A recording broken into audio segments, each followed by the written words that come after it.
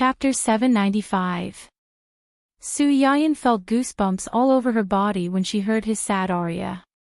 But when she remembered that she was the one who brought it up first, Su Yiyan couldn't help but feel a little guilty. She coughed lightly and said, "You can tell Mom about this. Mom has already screened the blind dates for you, but it's inevitable that some fish will slip through the net. If you tell her, she'll know who to screen next time, and you'll suffer less." To be honest, Qing Shuqin couldn't be blamed for this. Except for the last one, if they didn't mention the first two, they might not have been able to find out. With Su Yuxuan's ex-girlfriend as an example, Qing Shuqin first investigated the other party's character.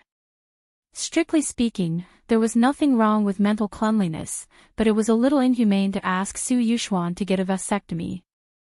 Although the sister-supporting demon was a little scary, it was also related to the other party's family environment. You could dislike it and be unwilling to jump into the pit, but you didn't have to be too critical. As for the last one, it wasn't something to be proud of in a rich family, so the family naturally took pains to hide it.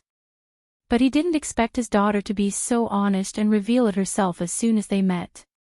He didn't know if it was because she was confident in her family background, or because she saw Su Yuxuan's gentle and honest appearance, but she felt that he was easy to bully. In the end, it could only be said that Su Yuxuan was too unlucky. There were such weirdos every year, but there were especially many this year, and he encountered all of them. Forget it. Su Yuxuan had already given up on treatment. Just treat it as a free social beating to accumulate experience. After seeing so many weirdos at once, he wouldn't be too surprised if he met any more idiots in the future. And after seeing so many women with strange ideas, his judgment of people would improve slightly in the future. He would treat it as a preparation for his discerning eyes to find his future wife. But if this situation continued, Su Yuxuan wasn't sure if he would go crazy first or become numb first. Let's not talk about this anymore. Since they've stood up for you, what are you going to do about the research institute? What else can I do? Su Yiyan chuckled. Of course, it's a cold dish. Therefore, not long after the two sides were in an uproar, Su Yiyan finally logged into the public account used for live streaming and posted a status. This was the first time Su Yiyan appeared in the eyes of her live stream viewers after 3 months. Yin Yin's little kitchen, buy it or not. I've been busy feeding the baby recently, so I don't have time to play these schemes with you guys. As soon as this post came out, there was a mix of fans and haters. It was very noisy. The anti-fans thought that Su Yayan was too arrogant, and the experts from the Chinese Medical Association had already concluded that she was creating hype. The things she took out were not as magical as she claimed, yet she still dared to sell medicines so blatantly. She did not care about human lives at all. The loyal audience in Su Yayan's live streaming room was already overjoyed by the appearance of Yi Qiliang and the others. When they saw Su Yayan's post, they instantly straightened their backs and quickly retorted. If you don't want your eyes, you can donate them. Thank you. What's with the Chinese Medical Association's experts? They're just unscrupulous businessmen who take advantage of their seniority. They feel that the host and the research institute threaten their interests, so they poured a basin of dirty water on her. It's really disgusting. Upstairs, why are you still shutting your eyes and criticizing her? Even if you don't ask us old viewers, you should ask the big boss's students if they agree.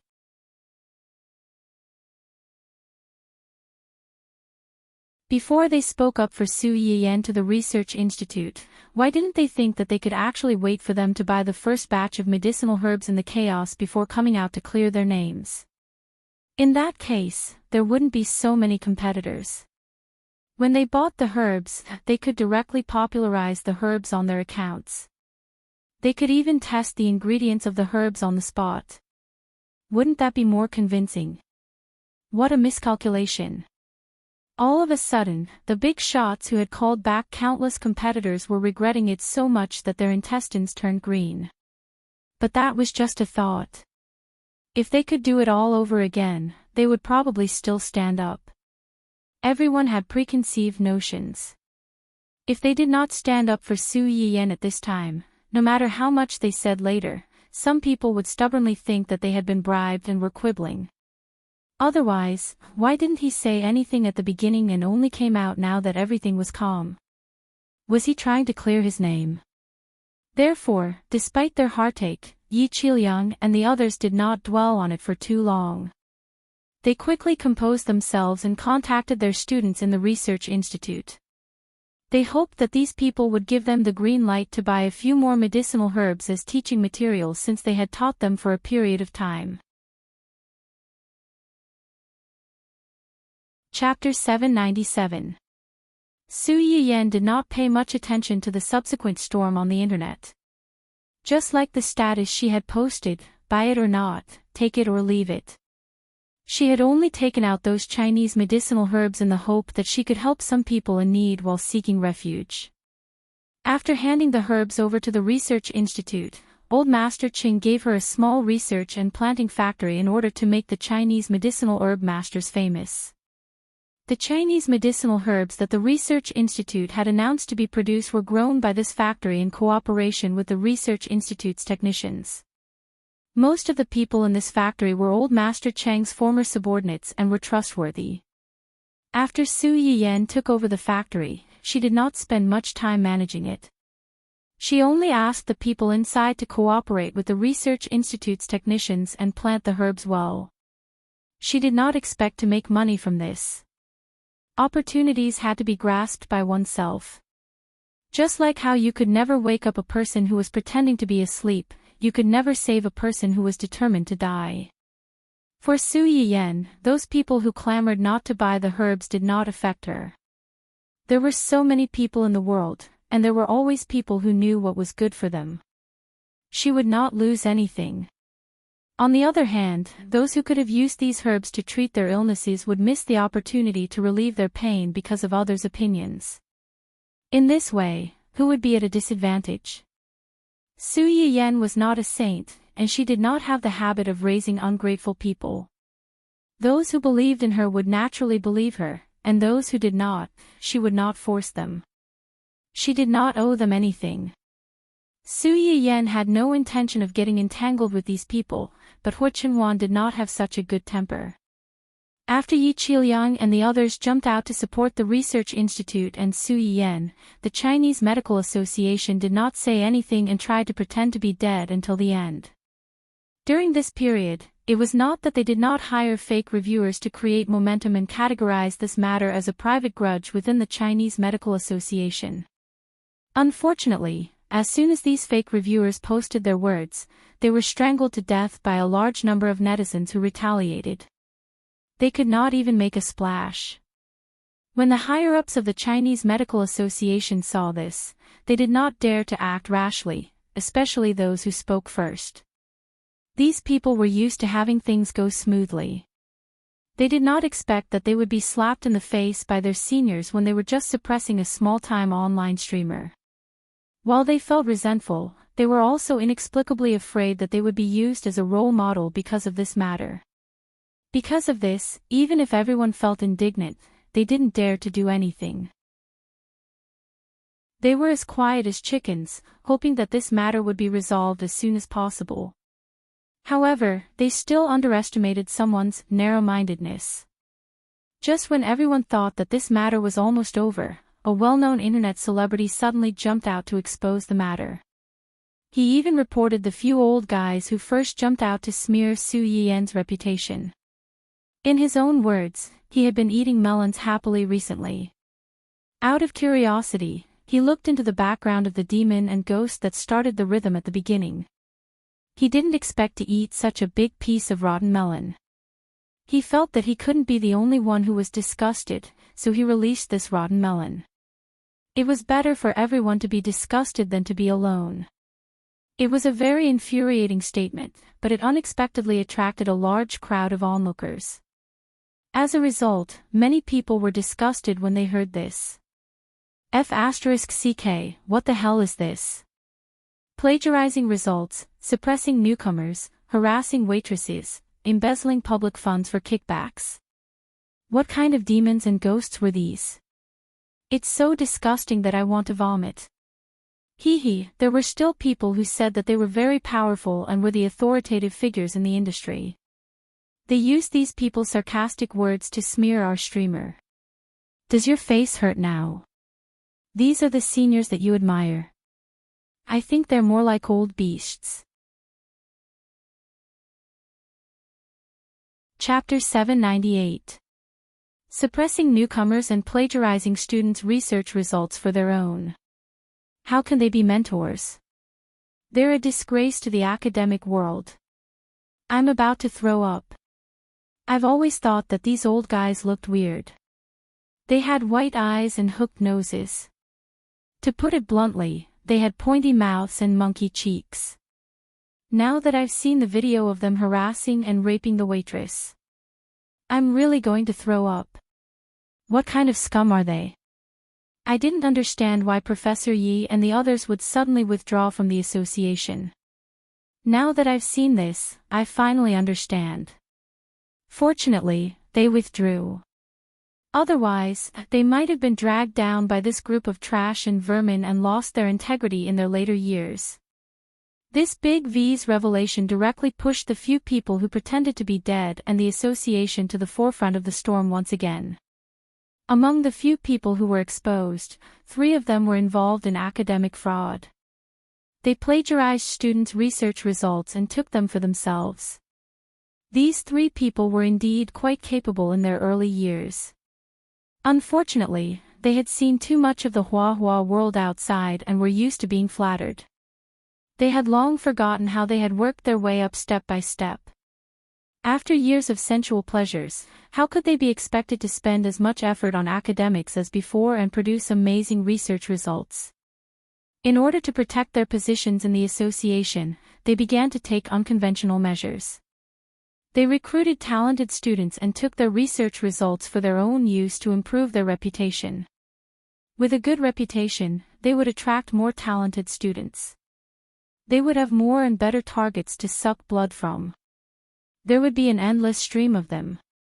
A great man once said, when the profit reaches 10%, they'll be tempted. When the profit reaches 50%, they'll take the risk. When the profit reaches 100%, they'll dare to trample all the laws of the world.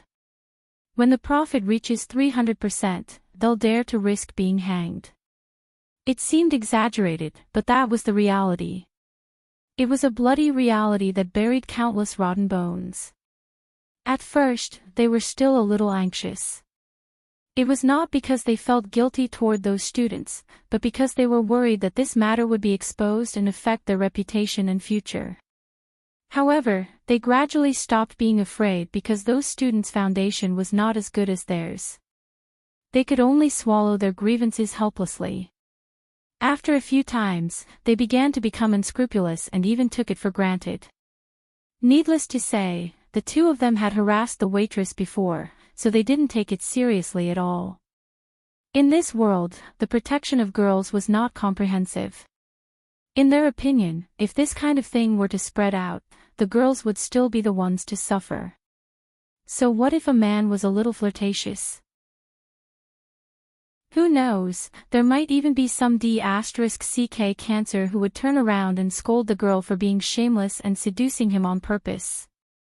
After all, some straight men even thought that a girl wearing a slightly shorter skirt was a sexual hint. In the end, the one who embezzled public funds and took kickbacks was because he was related to the current president of the association.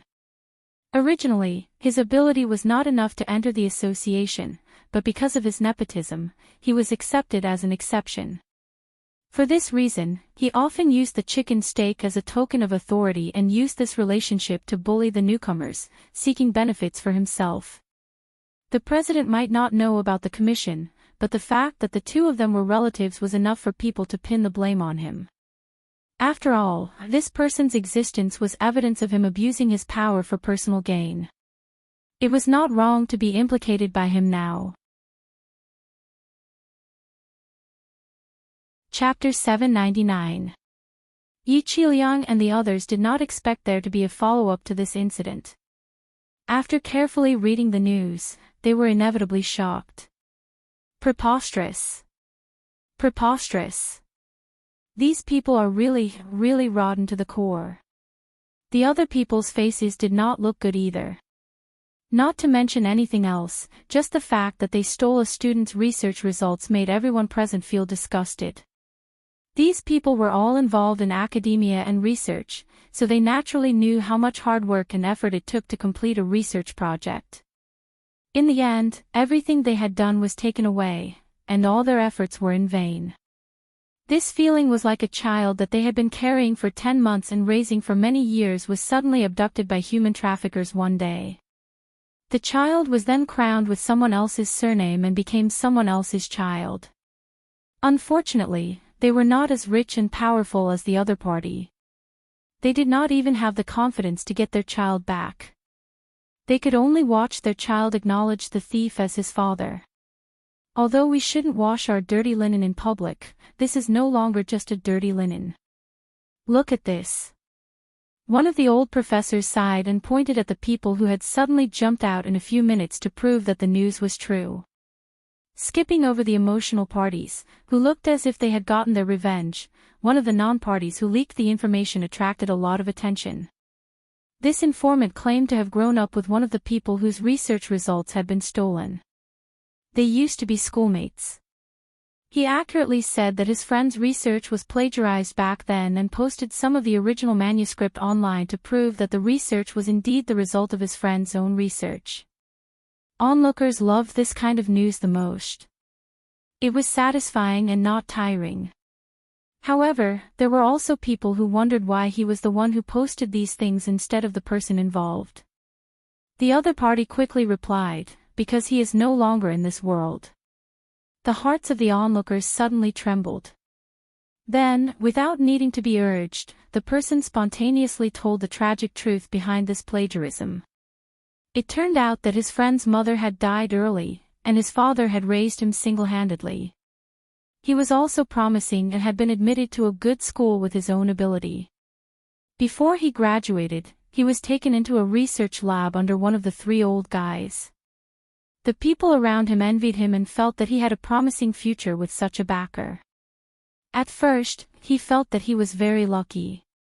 However, just as he was about to graduate and his research was about to bear fruit, his father suddenly fell seriously ill and needed a large sum of money for treatment.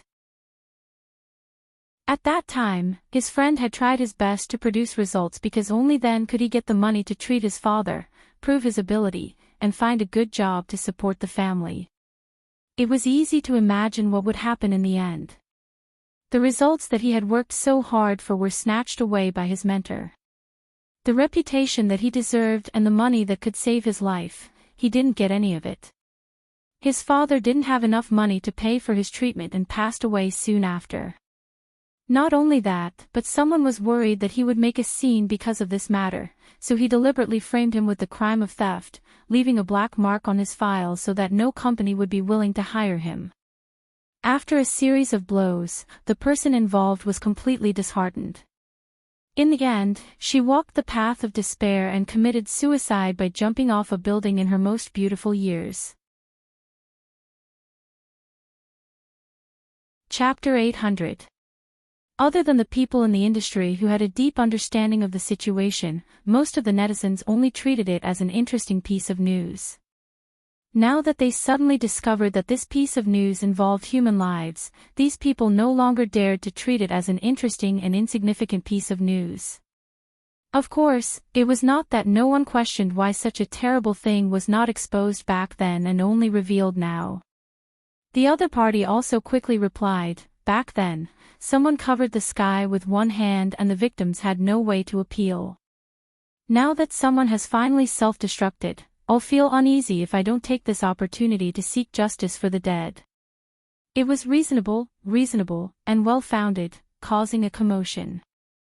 After that, another person revealed that the 2 old men who harassed the waitress did not only harass this girl. There was once a victim upstairs.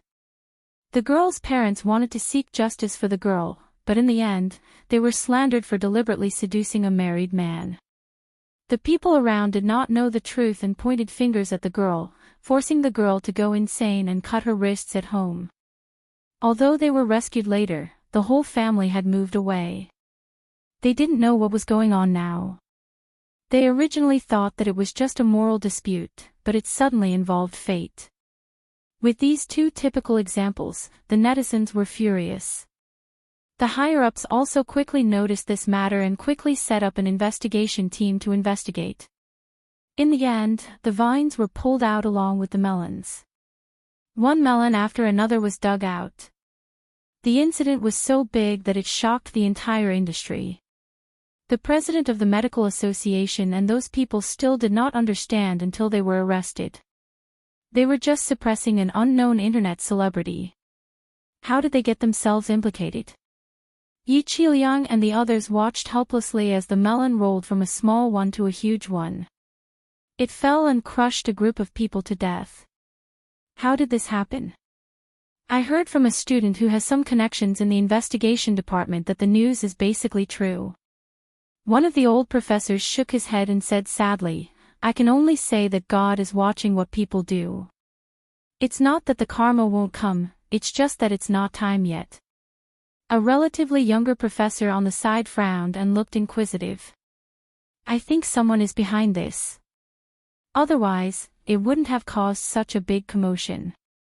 Yi Qiliang smiled and said, "What does it matter if someone is behind this?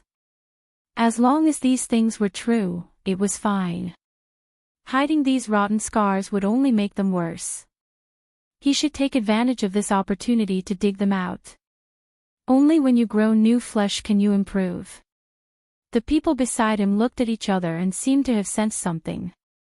"From what you've said, you seem to know something." Yi Qiliang didn't refute. He smiled and said, "That little teacher of ours has a good temper and doesn't like to fuss. But the one in her family is someone who dotes on people." Although Yi Qiliang had only met Hu Qinhuan a few times, he could tell that he cared a lot about Su Yiyan. His wife had painstakingly given birth to the child and was in the middle of her confinement period. How could he tolerate that? Everyone was not stupid. They immediately thought of the man who had personally come to the school to pick up Su Yiyan. They had also seen him from afar. "You mean?" Yi Qiliang did not answer directly. He only smiled and said, "It's good to dote on someone. Only those who know how to dote on someone will know how to protect them." Chapter 801. Su Yiyan went offline after she posted that post, so she did not see the chaos that followed. What she posted at that time was not considered a lie. She was about to finish her confinement and was busy preparing for her baby's full moon celebration. Hu Qinhuan remembered the doctor's words and did not stop her from doing these things. She only asked the family to cooperate with her and not let her be too tired. Previously, the background for little Kanji's full moon celebration was the azure blue of the sea. Su Yiyan wanted to give her baby a party that was different from others, so she naturally did not choose this color. After thinking about it, she finally decided to use bright yellow as the main color, which was just right for his name. The venue for the full moon celebration was a hotel under Jing Qinyang's name. This hotel was transferred to the little guy's name when he was born. Before he came of age, it was temporarily under Su Yiyan's care. In Jing Qinyang's words, he had nothing in his hands except for these properties. Since the little guy called him granduncle, as an elder, it was not strange for him to give the younger generation a greeting gift in advance. Su Yiyan. This family's habit of giving gifts to each other was really in the same vein. Many people were invited to the banquet. In addition to the relatives and friends of the Hua and Su families, Hu Qinhuan also kept her promise and invited all the employees in the company to join in the fun. Naturally, the employees of Su Yiyan's restaurant and the chefs of Hu Qinhuan's family were in charge of the food for the full moon celebration. Considering that there were too many people coming, they decided to use a buffet style and prepare in advance so that they could make up for it at any time. When the employees of Hu Qinhuan's company found out about it, they spontaneously gave a big red packet to the baby as a congratulatory gift. However, in the end, they basically returned it and only took 6 yuan as a courtesy. Just like that, other people's banquets were filled with toasts, groups of 2s and 3s chatting, hitting on each other, and probing each other. However, at Su Yian's banquet, a large group of people walked around as if nothing had happened, eating and eating. Occasionally, there would be a few people who would accidentally take a fancy to the same food as the other party. The man and woman who had taken the same piece of cake froze on the spot and looked at each other in surprise. The girl blinked and looked at the tall and handsome stranger in front of her. She asked tentatively, "You want to eat this too?" "Yes." "I'll give it to you then." The girl was too embarrassed to argue with him. After saying that, she sheepishly took back the tongs and prepared to find something else to eat. The man stared at her for a while. Suddenly, he picked up the pastry with a pair of tongs and placed it on the girl's plate. You eat it. Compared with this, I actually prefer to eat this." The man smiled at her and reached for the sandwich biscuit on the other side. The girl was shaken by the man's smile. She blushed and said, "Actually, I like to eat this too." "Really? What flavor do you like?" "I like strawberry." "What a coincidence, I also like strawberry flavor." "Nice to meet you, my name is..." "Oh, hello, my name is..." The same situation happened in every corner of the banquet. It meant that something wonderful was sprouting. All the relatives and friends that Su Yiyan could invite were basically here. In addition, a certain person who had disappeared after her and Hu Chenhuan's wedding was also here.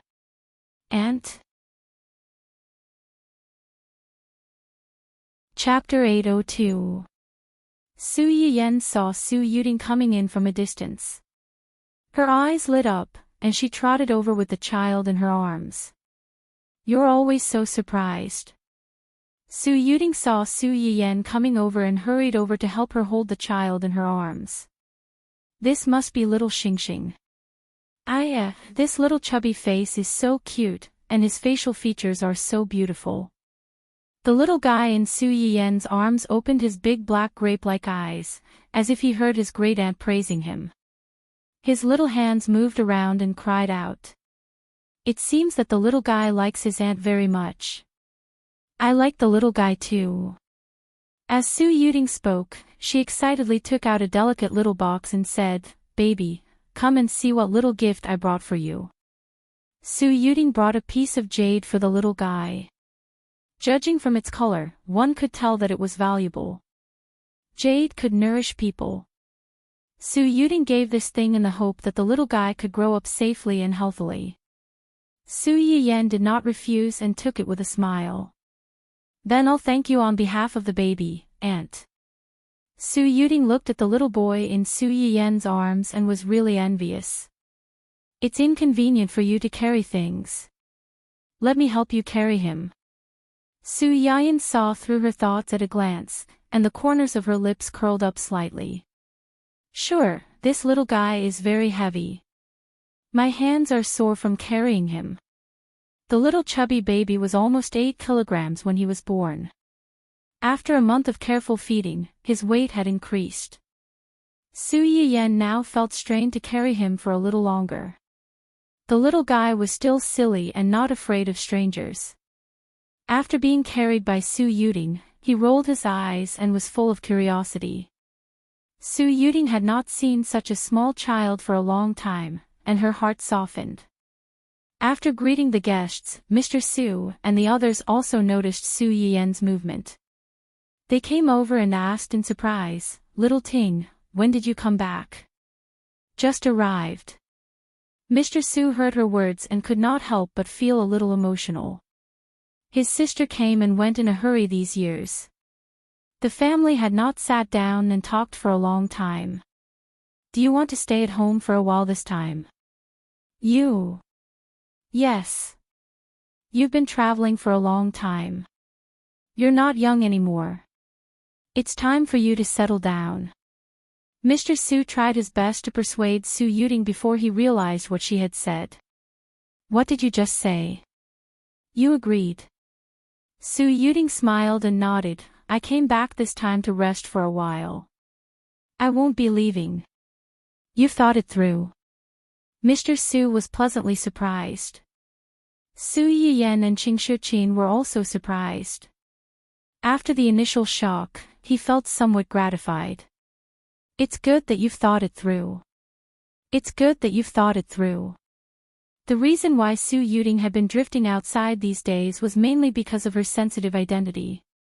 She was adopted by the Su family. After the two elders of the Su family passed away, her position was a little awkward. It was fine when he was studying. Most of the time, he lived in the dormitory. After graduation, he had to go home. After a long time, some people outside with dirty mouths always liked to use her identity to gossip about her. Su Yuting heard a lot of rumors. She did not want her family to be troubled by these rotten things, so she used the excuse of traveling. These years, she had been drifting outside and rarely came back. Now that she was finally willing to stay, didn't she think it through? Su Yuting looked at her few relatives in the world and dropped another bomb with a smile. Brother, sister-in-law, I'm going to get married. Chapter 803. What? Su Yuting's words were like a sudden clap of thunder. Everyone was confused and screamed out loud. Especially Su Yuting's father. The eldest brother was her father, and the eldest sister-in-law was her mother. After the two elders of the Su family passed away, he and Qing Shiqi naturally became Su Yuting's temporary guardians. In their eyes, Su Yuting was no different from Su Yuxuan and his sister. Su Yuting was 35 years old this year. It was reasonable to say that she should find someone she liked. But the point was that she had always believed in the principle of not getting married. She had been alone all these years, and they had never heard of her having anyone around her. Now that she finally came home, she directly skipped dating and said that she was going to get married. The first reaction of Su Yuting's father and the others was that their sister, aunt, must have been deceived by a stinky man outside. Su Yuting had no idea that she had become a fool in her family's eyes. Facing everyone's surprised eyes, Su Yuting said sweetly, "You didn't hear wrong. I'm going to get married. So soon. Ting, you weren't deceived by. Right?" Before Su Yuting's father could finish, Qing Shiqin pulled him behind him. "Your brother means that we are all very happy that you found someone you like. But isn't it a bit too soon to say that you're going to get married as soon as you come back? After all, we haven't seen you, your boyfriend." Su Yuting knew what they were worried about. She opened her mouth and was about to explain when she saw a familiar figure coming in from outside. Su Yuting's eyes lit up slightly, and she waved at the person. The few of them saw her actions and subconsciously followed her gaze. They saw a man who looked to be about the same age as Su Yuting. He was tall and strong, and he looked quite simple and honest as he walked towards them. As soon as the man came closer, Su Yuting took the initiative to hold his hand and introduced him to them. "Brother, sister-in-law, this is my boyfriend, Du Jingshan." Du Jingshan looked at the two and smiled foolishly. "Brother, sister-in-law, hello. I'm Du Jingshan, Tingting's boyfriend. Everyone in the Su family." This man didn't look very smart. However, one could know a person's face but not his heart. A liar wouldn't write the word liar on his forehead. A man like Du Jingshan who looked very deceiving needed extra attention. Maybe their sister, aunt, was confused by his appearance. Thinking of this, Su's father and the others looked at Du Jingshan's eyes became more vigilant. "Did you come here together? You guys were together when you were abroad?" "Yes, we were together, and we came here together today. He went to find a parking space just now. I was anxious to see Yen Yen and the babies, so I came in first." Of the Sus of the Sus of the Su families of their eyes of their of the eyes of love of their eyes. Of the head of the of the head of the of the head of the head of the ofs. Of this of the heads of the head of the of Su Yiyen had already brought the child back. Seeing her father's angry face, she was afraid that he would get angry on the spot, so she quickly helped to mediate. Cough. Dad, Mom, Auntie, let's find a place to sit down and talk. There are too many people here. Su Yuding and the others then remembered that they were still at the banquet.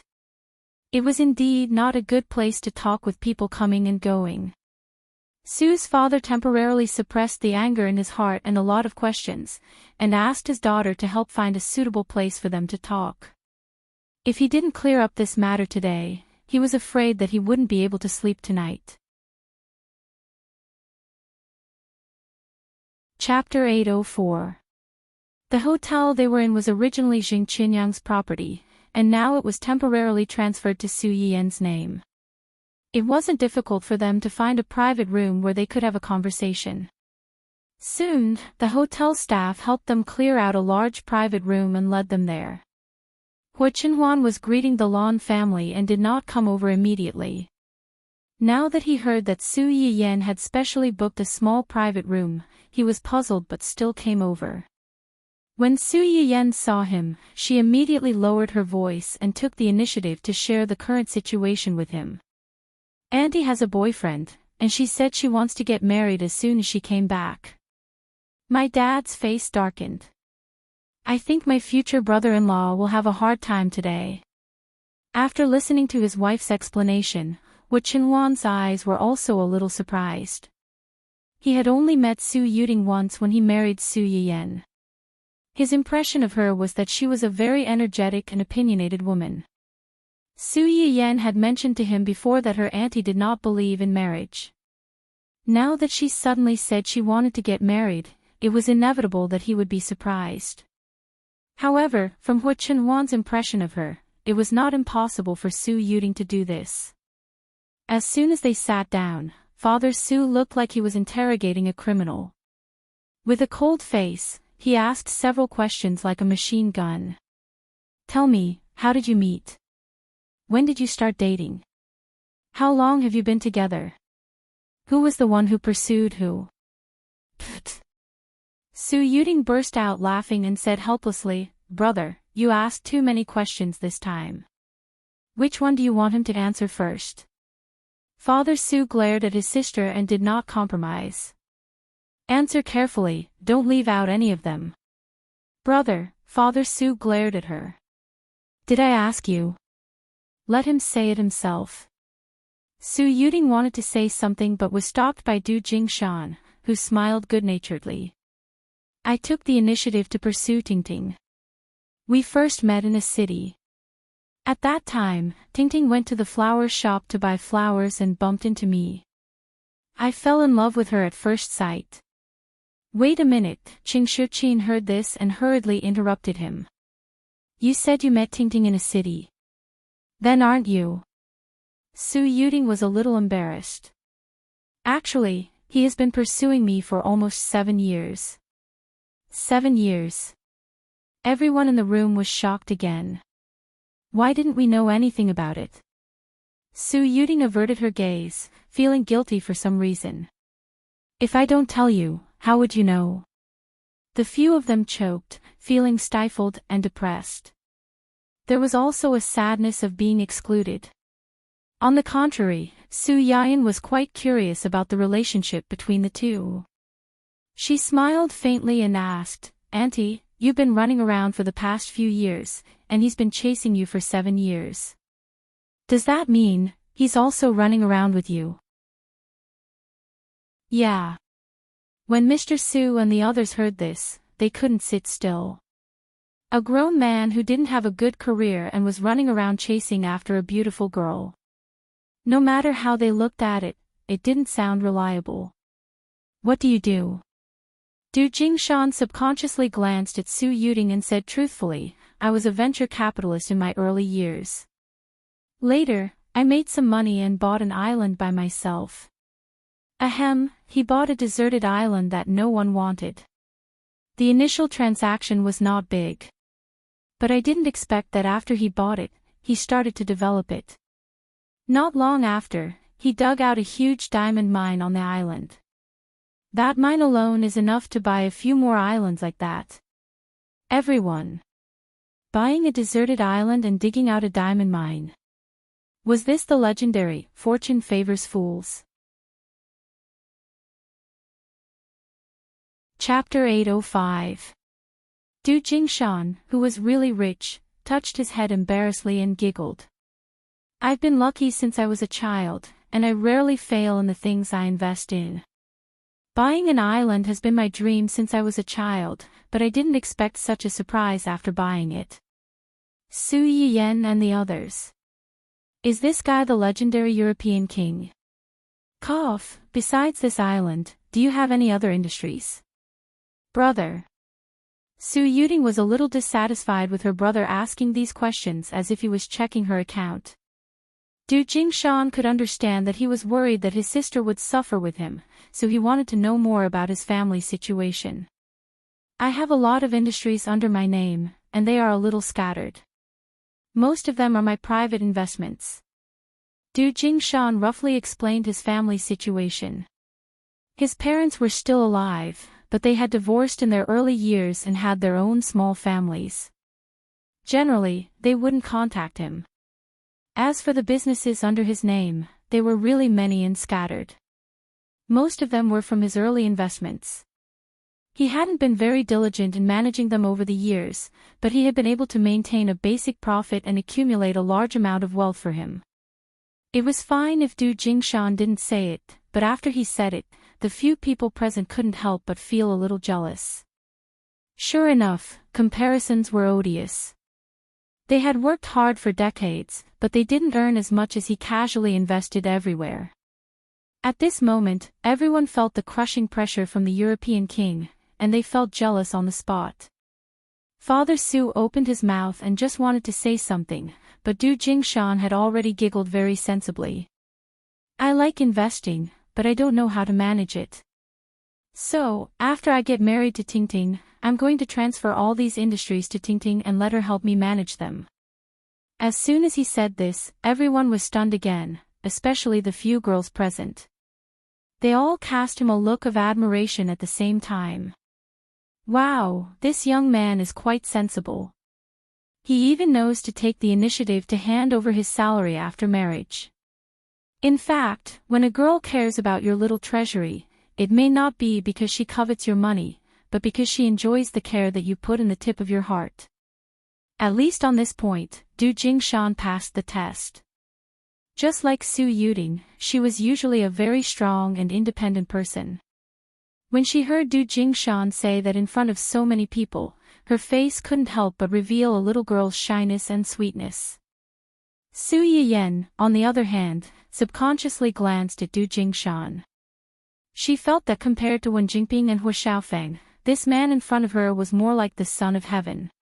He had the constitution of a koi fish. Putting aside the fact that he could earn money from whatever he invested in, the most important thing was that he didn't look like a bad person and had perseverance. He didn't know how to play tricks and snatch, and he wasn't like Hua Xiaofeng, who said that he liked you, but in fact, he never put you in the same position as him in his heart. If he didn't even show the least bit of respect, how could he gain the respect of others? Mr. Su choked. He really couldn't find fault with the person in front of him. He could only frown and ask, "You gave all your assets to Tingting. Aren't you afraid that she'll hold on to them and refuse to give them to you? If that's the case, you won't be able to invest whatever you want in the future." "I'm not afraid." Du Jingshan smiled foolishly, with a sweet look on his face as if he had already thought about their future. "If I really want to invest in something, I'll discuss it with Tingting. If it's reliable, I believe she'll understand. If it's not reliable, I'll have some time to cool down and not go out and spend money." Chapter 806. Du Jingshan couldn't help but touch his head again, which seemed to have become his habit when he was nervous. I admit that I have some luck, but people say that the amount of good luck a person can have in his life is fixed. No one knows how long my good luck will last. Du Jingshan couldn't help but turn to look at Su Yuding. In the past, I was full and the whole family wasn't hungry. Now that I want to build a small family with Tingting, it's not enough to rely on these illusory things. It's best to work hard to make money. I won't let Tingting and our future children suffer. After hearing this, Mr. Su silently crossed out his initial impression of this person and added, "He's simple and honest, but he's not a fool. He knows how to take care of his wife and children." Not bad. When Qing Shuqin saw that her husband's expression had eased up, she knew that he didn't reject this future brother-in-law as much as before. Her lips curled up as she asked curiously, "You said that he pursued you for 7 years. When did you two officially get together?" The person who answered this question was not Du Jingshan, but Su Yuding. In fact, it hasn't been that long, just this year. To be precise, it was after attending the wedding of Su Yiyan and Hu Chenhuan. When Su Yuding learned that her favorite niece was going to marry a wheelchair-bound disabled person, she, like most people, thought that Su Yiyan was just angry. But when she went to the wedding in person and saw the interaction between the two, all the original imagination was overturned. Two people who really loved each other, no matter how hard they tried to hide it, they couldn't fool everyone. But because she saw that they really loved each other, Su Yuding became more and more confused. Why did her niece, who was almost spoiled by the whole family since childhood, fall in love with a man who couldn't even walk by himself? This doubt rose to the top after meeting Du Jingshan again. "What do you like about me?" Du Jingshan was stunned. He didn't expect Su Yuding to suddenly ask him this. He smiled embarrassedly and said, "I can't tell. The first time I saw you, there was a voice in my heart telling me that this is the person I want to be with for the rest of my life. That's it. Of course it's not just that. At first, I only had a good impression of you. But the more I interact with you, the more certain I am that you are the other half that I want. I have a bad temper, I'm not particularly beautiful, and I don't know how to do housework. I have a lot of shortcomings, you can throw a tantrum at me if you're unhappy. In my eyes, you're the prettiest. You don't have to do the housework. I can do it. If you think I'm not good enough, you can hire a nanny. I'll learn." After Du Jingshan finished speaking, he pursed his lips, as if he was a little annoyed with his clumsy tongue. He wanted to praise someone, but he couldn't come up with anything. "Anyway, no matter how good other people are, I don't like them. No matter how many flaws you have, I like you." It was this sentence that made Su Yuding's heart tremble. For the first time, she found that there was such a person who only had eyes for her. It did not seem to be a bad thing. When it came to feelings, as long as the window paper was pierced through, success would naturally follow naturally. Su Yuding let go of her heart that had always been in front of Du Jingshan, and the relationship between the two gradually changed subtly. This change was so small that Su Yuding didn't notice it at first, until Du Jingshan didn't appear in front of her for 2 consecutive days. Chapter 807. This was something that had never happened between the two of them ever since they met. In the past, even when she went out for a trip, Du Jingshan would follow her from a distance. He was like a guardian, carefully protecting his goddess, but he didn't dare to approach her because he was afraid of offending her. He always made sure that she could see his figure whenever she turned her head without disturbing her. Su Yuding used to feel annoyed and impatient about this, but now she felt a sense of loss. She even thought that he was tired and didn't want to continue, or that he had a new person he liked. It wasn't until that moment that she realized that she had been used to someone following her, and used to seeing him every time she turned around. Unfortunately, it was too late. Su Yuding was a little depressed when she found out that she had fallen in love with someone. Early the next morning, she was planning to go to the next tourist destination to forget this ignorant relationship that had ended before it started. However, she saw someone standing at the door of the hotel with one hand in a plaster and a large bouquet of flowers in the other hand. Yuding, happy birthday. Later on, she found out that a certain someone wanted to give her a surprise for her birthday. He specially rented a place nearby and personally decorated it. As a result, he accidentally fell from the ladder and broke his hand. This was also the reason why he didn't show up yesterday. The hesitation in Su Yuding's heart completely collapsed at this moment. She took the bouquet from Du Jingshan and her eyes turned red on the spot. Seeing this, the silly man was very anxious. He walked around Su Yuding for a long time, trying to comfort her, but because of his clumsy mouth, he only said a few words, which made his face turn red. Su Yuding couldn't help but step forward, directly hugged Du Jingshan's neck, and whispered, "Fool." Du Jingshan was frozen. Before he had time to be happy that he was hugged by his goddess, he heard the word "fool," and the light in his eyes suddenly dimmed. But then he heard the second half of Su Yuding's words, "Let's be together." Du Jingshan was stunned. "What?" "I said let's be together." You say it again. Let's be together. Du Jingshan let go of Su Yuding. His lips trembled slightly. His eyes were full of expectation, but he was also afraid that this was just a dream. Su Yuding looked at him and smiled through her tears. She pretended to be angry and said, "If you don't want to be with me, just pretend that I didn't say anything." No. Du Jingshan snapped out of his daze. "I'm just too happy. Can I hug you?" Su Yuding was almost amused by him. She couldn't believe that he had to ask for her permission in advance. "Sure." Du Jingshan's eyes lit up and he immediately picked Su Yuding up. Cough, he spun her around like a child. Su Yuding recalled the scene at that time, and her eyes softened. Mr. Su saw the change in his sister's expression and knew that there was no turning back. He sighed and said seriously, "Have you thought it through?" "Yes."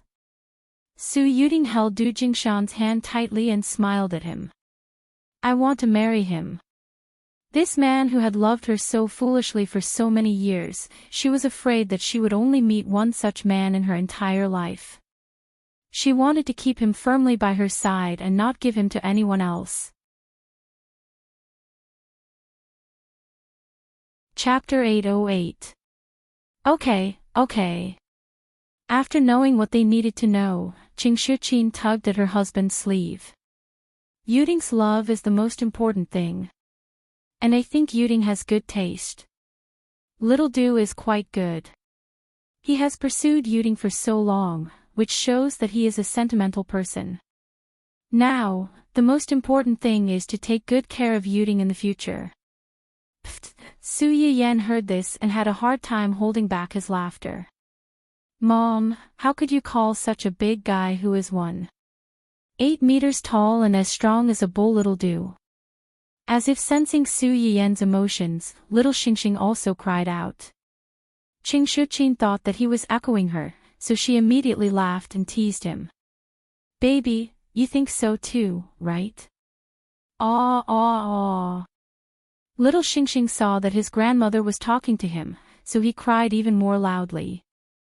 Mr. Su wasn't as angry as before. His wife gave him a way out, so he didn't struggle much. All right. You make it sound like I'm the bad guy who's trying to break up a couple. You're not young anymore. You should know what you're doing." After that, he turned to Du Jingshan and said, "You look quite honest. I hope you are. I only have one sister. If you dare to bully her, I will never let you go." No. Du Jingshan hurriedly said, "I will treat Tingting well. I will not let anyone bully her. Brother, please rest assured. That better be the case." Mr. Su did not refute the way Du Jingshan called him, which meant that he agreed to the marriage. Su Yuting and Du Jingshan looked at each other and said cheerfully, "Thank you, brother." "What are you thanking me for? You chose it yourself. As long as you don't regret it." After Su Yuting and Du Jingshan talked about the matter, the atmosphere between them was not as serious as before. As the hosts of the banquet, Su Yiyan and Du Jingshan could not leave for long. A group of people quickly left the small private room and went to find the people from the Qing and Lan families. Hua Qinhuan's short absence made the two families sit together by coincidence. Because Su Yiyan had casually mentioned Qin Shuiru's pregnancy when they were in the Lan family, the two families quickly became familiar with each other. Qing Juanhao and his wife, as well as Lan Minghan and his wife, brought their children over today. The Lan family's baby was 2 to 3 months younger than little Porridge. He was also a boy. "Is this your Bao Bao?" He looked really sturdy. Previously, when young aunt came to our house, she mentioned that her aunt was also pregnant. She also shared with me many things that pregnant women should pay attention to. She said that she heard it from you. At that time, I really wanted to meet you. Qin Shuiru did not expect such a reason. Her expression softened. "I'm old. When I was pregnant with this child, my family was more nervous. Your baby looks so good. He's white and chubby, pink and tender. He's not like our baby, who's so black like a charcoal bowl." The little guy from the Lan family rarely went out. His little face was round and white. Compared to little Porridge, who was brought out to show off every day by his grandfather, who had become a charcoal ball under the sun, they were the polar opposite. At this moment, the little guy was staring at little Porridge without blinking. He seemed to be wondering why this baby, who was about the same age as him, was so black. When old Master Qing heard his daughter-in-law's words, he was not convinced. So what if he's black? It's healthy to be black. Yan Yan was much darker than him when he was young. Su Yiyan, who had just walked closer with the baby in her arms, heard this. "Grandpa, can you not sentence me in public so easily? Give your granddaughter some face." Chapter 809. Old Master Chang's words made everyone laugh. Su Yiyan's mouth twitched slightly. Seeing that everyone was so happy, he didn't say anything in the end. In addition to these three families, Su Yiyan also sent an invitation to Ling Xiaoqi. It was just that Ling Xiaoqi came relatively late, and beside her was a flower protector. When Su Yiyan saw the two of them appear together, he was stunned. He sized them up and said jokingly, "You're here to attend my son's 1-month-old banquet with your family?" Ling Xiaoqi's expression froze, and then her face turned red. She stomped her feet anxiously and said, "Yiyan, what nonsense are you talking about? What family? We're not." "Not what?" Ling Xiaoqi choked and stole a glance at Ning Xiyuan. "It's not what you think." Oh. Su Yiyan nodded perfunctorily and changed the topic. "If it's not what I think, then what is it?" Ling Xiaoqi pursed her lips and didn't say anything. Ning Xiyuan's lips curved slightly, and he stood up to smooth things over for her. "Miss Su, don't make fun of us. Miss Ling and I met on the way, and it happened to be on the way, so we came together." Su Yiyan raised his eyebrows. "On the way?" Su Yiyan had been to the Ning family before, and Su Yiyan also knew where Ling Xiaoqi was staying now. The two places were in two completely different directions. "On the way." "Like hell I'll believe you." However, considering that Ling Xiaoqi was thin-skinned, he might really anger her if he continued to tease her. It's indeed not safe for a girl like Xiaoqi to come out at night. I feel much more at ease now that President Ning can send her here on the way. Thank you. Miss Su, you're too polite. It's just a small matter. The two of them looked at each other with a tacit understanding and laughed. Just then, Hu Chenhuan came over. Su Yiyan stuffed her baby into his arms and said in a low voice, "I'm going to the bathroom. You take the baby and greet them. I'll be back soon." Hu Chenhuan furrowed her eyebrows and said worriedly, "Me too, you want to go too?" Before Hu Chenhuan could say anything, Ling Xiaoqi, who had been eavesdropping, spoke first with a subtle expression, "Are you too serious? You even have to go to the bathroom together. So, are you going to the men's room or the women's room?" As soon as these words were spoken, the guests' gazes were all focused on Su Yiyan and Su Yiyan. Su Yiyan, Hu Chenhuan. Su Yiyan blushed and coughed softly. "We're just going to the bathroom. This is Uncle's territory. Nothing will happen." Hu Chenhuan was silent for a moment before compromising. "Come back early." "Okay." As soon as Su Yiyan left, Zai Zai immediately waved his little hands and cried out. And with his cry, everyone realized that this 1-month-old baby was being held in Hu Chenhuan's arms. Damn, the boss is holding the little prince.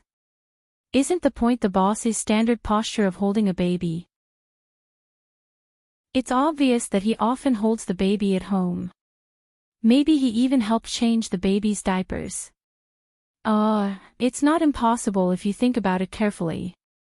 With how much the boss cares about Madam, he definitely doesn't want Madam to be tired from taking care of the baby. Shouldn't he help? Are you stupid? It's not like the boss doesn't have a nanny at home. Why would he need Madam to take care of the baby? How tired can she be? Then explain why the boss's posture of holding the baby is so skillful. Chapter 8:10. She was met with a long silence. After some time, someone covered his face and wailed softly. The domineering CEO turned into a virtuous stay-at-home dad in a second. This is too much of a shock. I need to calm down. Ning Xiyuan also needed to calm down. Ling Xiaoqi had visited the family Hu many times during Su Yiyan's confinement period, so she was used to seeing Hu Chenhuan with a baby. This was the first time Ning Xiyuan had seen it. His gaze drifted to the child. He happened to see Hu Chenhuan looking down at Zai Zai in his arms. The father and son looked at each other, and the atmosphere was a little tense. If it had been anyone else, they would have cried when they saw Hu Chenhuan's cold face. However, the little guy seemed to be very happy. He waved his arms and babbled. Hu Chenhuan didn't know what he was saying. He shook him twice symbolically and asked with a serious face, "Are you hungry? Or do you want to pee?" Ning Xiyuan. Wake up. He's only a month old.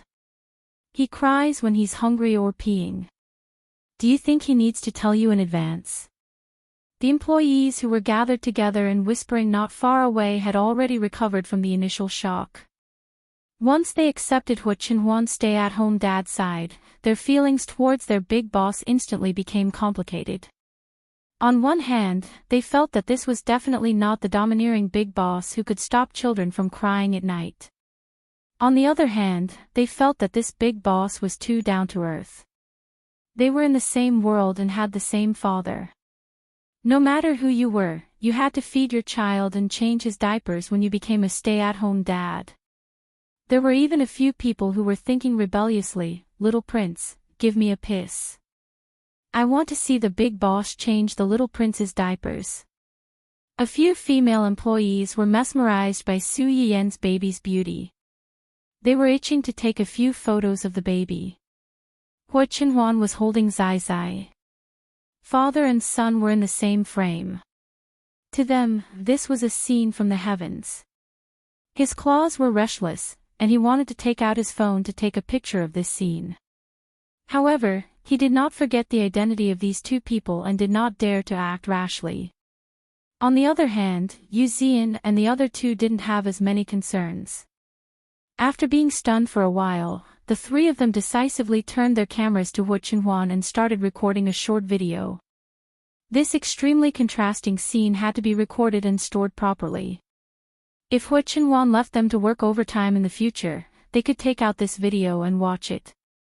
It would also be a consolation. As for whether he would be held accountable by Hu Chenhuan, in a while, they would pass a copy of this to young madam. With young madam around, no matter how angry young master was, he wouldn't do anything to them. They were really clever. Su Yiyen, who had no idea that she had become a scapegoat, couldn't wait to go back to see the little brat after going to the bathroom. In her anxiety, she did not notice that there was someone in the corridor outside the bathroom. One ran out, and the other walked in. The two of them inevitably bumped into each other. Su Yiyen screamed and subconsciously leaned back. She thought that she was going to fall to the ground this time, but an excessively white hand suddenly reached out and accurately grabbed her wrist, forcibly pulling her back. Su Yiyen steadied herself and patted her chest with lingering fear. She didn't come back to her senses for a long time, until, "Are you okay?" Su Yiyen finally remembered the person who bumped into her. She looked up and narrowed her eyes. "You..." Before she could finish speaking, she seemed to have realized something. Her face suddenly darkened. Damn it, this guy was still holding her hand and not letting go. Chapter 8:11. The man's hand was very cold, so cold that it was not the temperature that a human should have. This coldness came from the place where the two touched, and a row of goosebumps appeared on the back of Su Yiyen's hand. Su Yiyen struggled for a while, but she did not move at all. Her patience was also exhausted. "Sir, please let go of my hand, or else. Su Yiyen's eyes were full of hostility, "Or else you may not be able to keep your hand." Do Tianyi was stunned, and then he could not help but laugh. Miss Su seems to be different from the rumors. Su Yiyen rubbed her aching wrist and frowned when she heard his words. "Do you know me?" Do Tianyi did not answer directly, but asked back, "Miss Su doesn't know me. Why should I know you?" Do Tianyi looked at her deeply and smiled. "It's okay if you don't know me. You will know me soon." Su Yiyen's face changed slightly. Just as she was about to say something, Do Tianyi had already turned and left. Su Yiyen subconsciously took a step forward and stopped. She looked at his back as he walked away with a complicated expression on her face. What was this person doing here? The person in question had already left, so there was no way to answer this question. Su Yiyen pursed her lips and turned back to the banquet. Hu Chenhuan had been waiting outside for a long time. When she saw her come out, she immediately went to greet her. "What took you so long?" "Something happened," Su Yiyen said as she carried the baby back, looking serious. "What happened?" "I just met Do Tianyi at the bathroom door." "Do Tianyi?" Hu Chenhuan's face changed immediately. Thinking about how Do Tianyi had never given up on searching for Su Yiyen, Hu Chenhuan immediately pulled Su Yiyen over nervously. "Did he do anything to you?" "No." Su Yiyen shook her head and briefly explained what had happened. "I wanted to come back to you guys as soon as possible. When I came out, I was in a hurry and bumped into him at the bathroom door. He helped me up and left without saying a word." Hu Chenhuan looked at the red mark on Su Yiyen's wrist that had yet to fade. Her eyes were deep and serene. Just like Su Yiyen, he also felt that Do Tianyi's appearance here and his encounter with Su Yiyen was definitely not as simple as a coincidence. Most importantly, how did he get in here?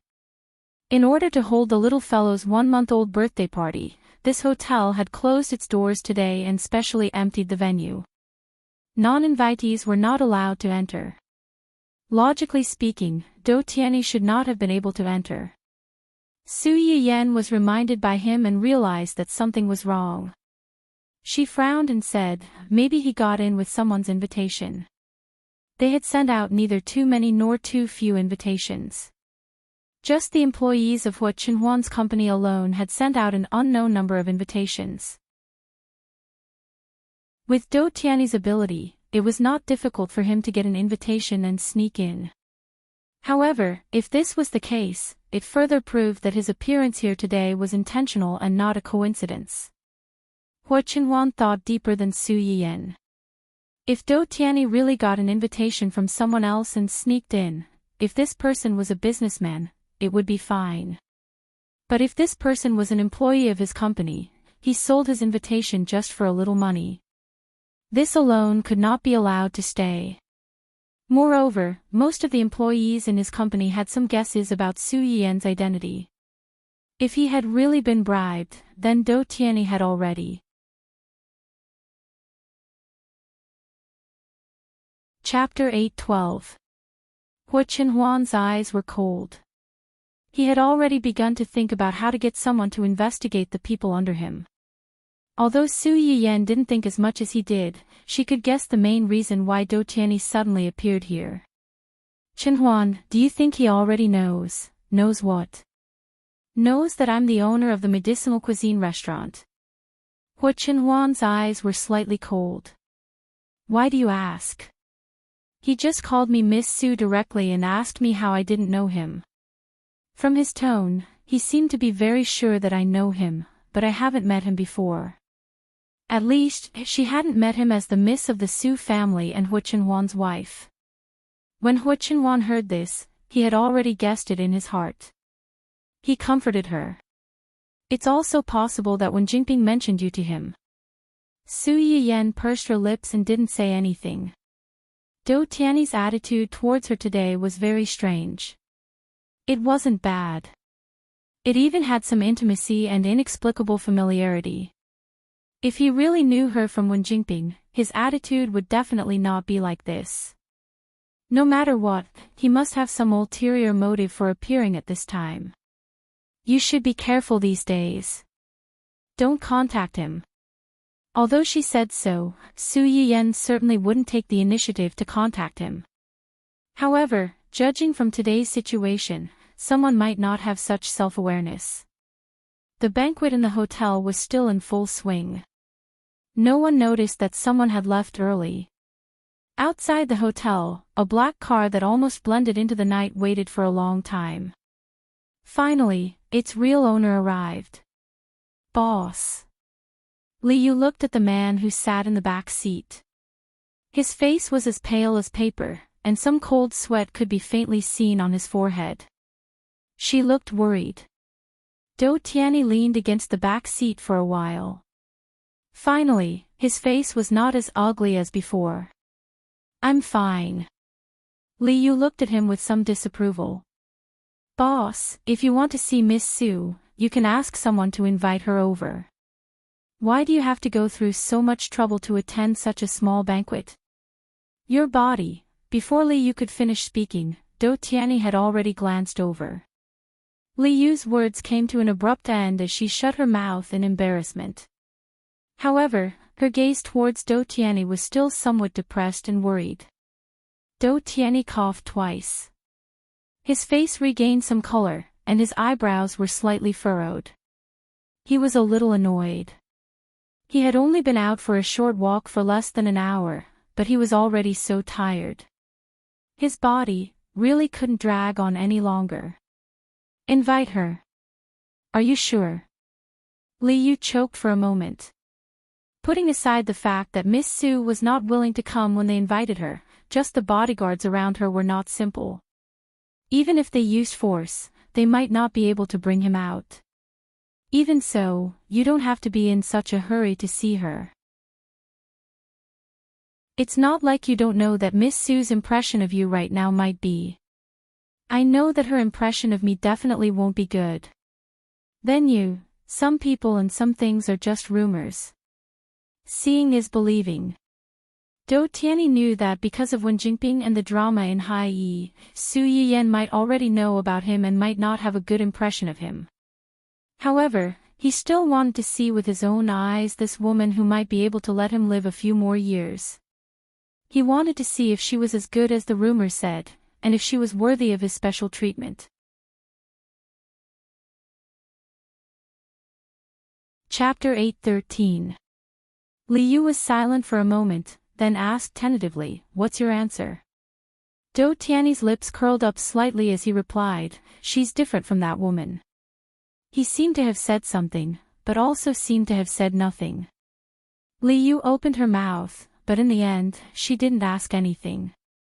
The guests who came to congratulate them ate until their bellies were round. As the star of the banquet, the little guy earned a lot. Su Yiyan and the others felt relieved and didn't accept the red packets from the company, but they couldn't stop the Qing family and the Lan family from bringing gifts directly. Su Yiyan and Li Yu naturally couldn't ask people to take it back, so they helped the baby keep it. After the event, there were a lot of gifts. Su Yiyan couldn't help but sigh. No wonder everyone wants to be rich. He's so little, but he received so many gifts when he was only a month old.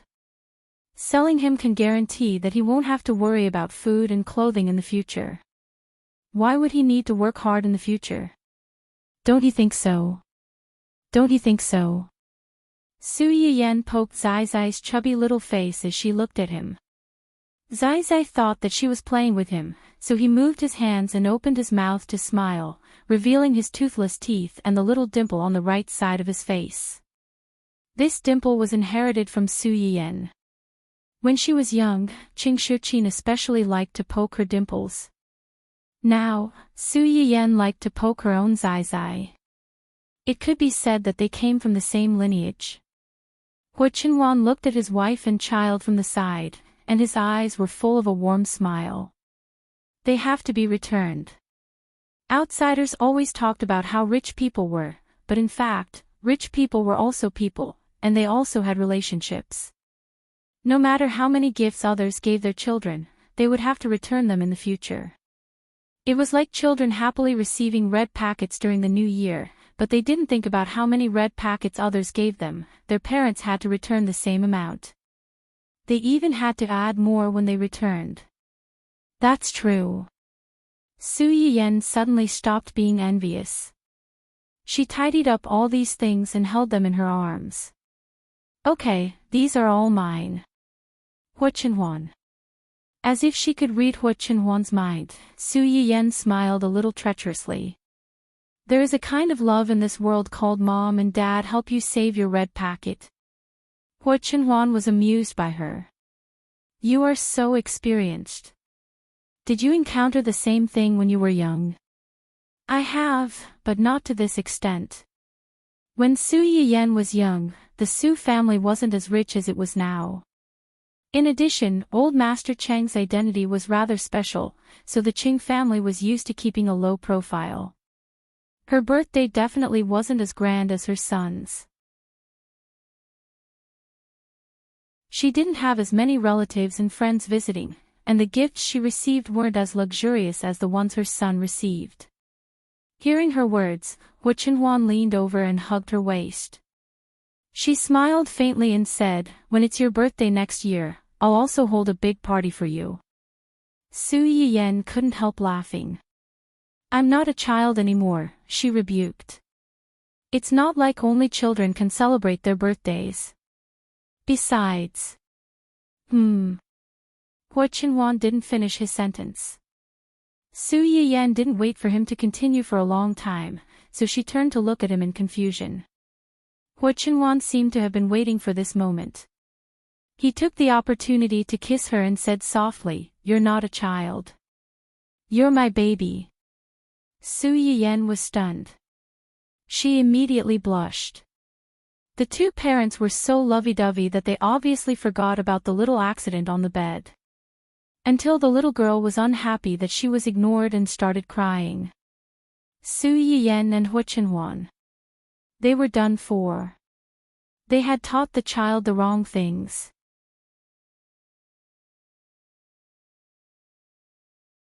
Chapter 8:14.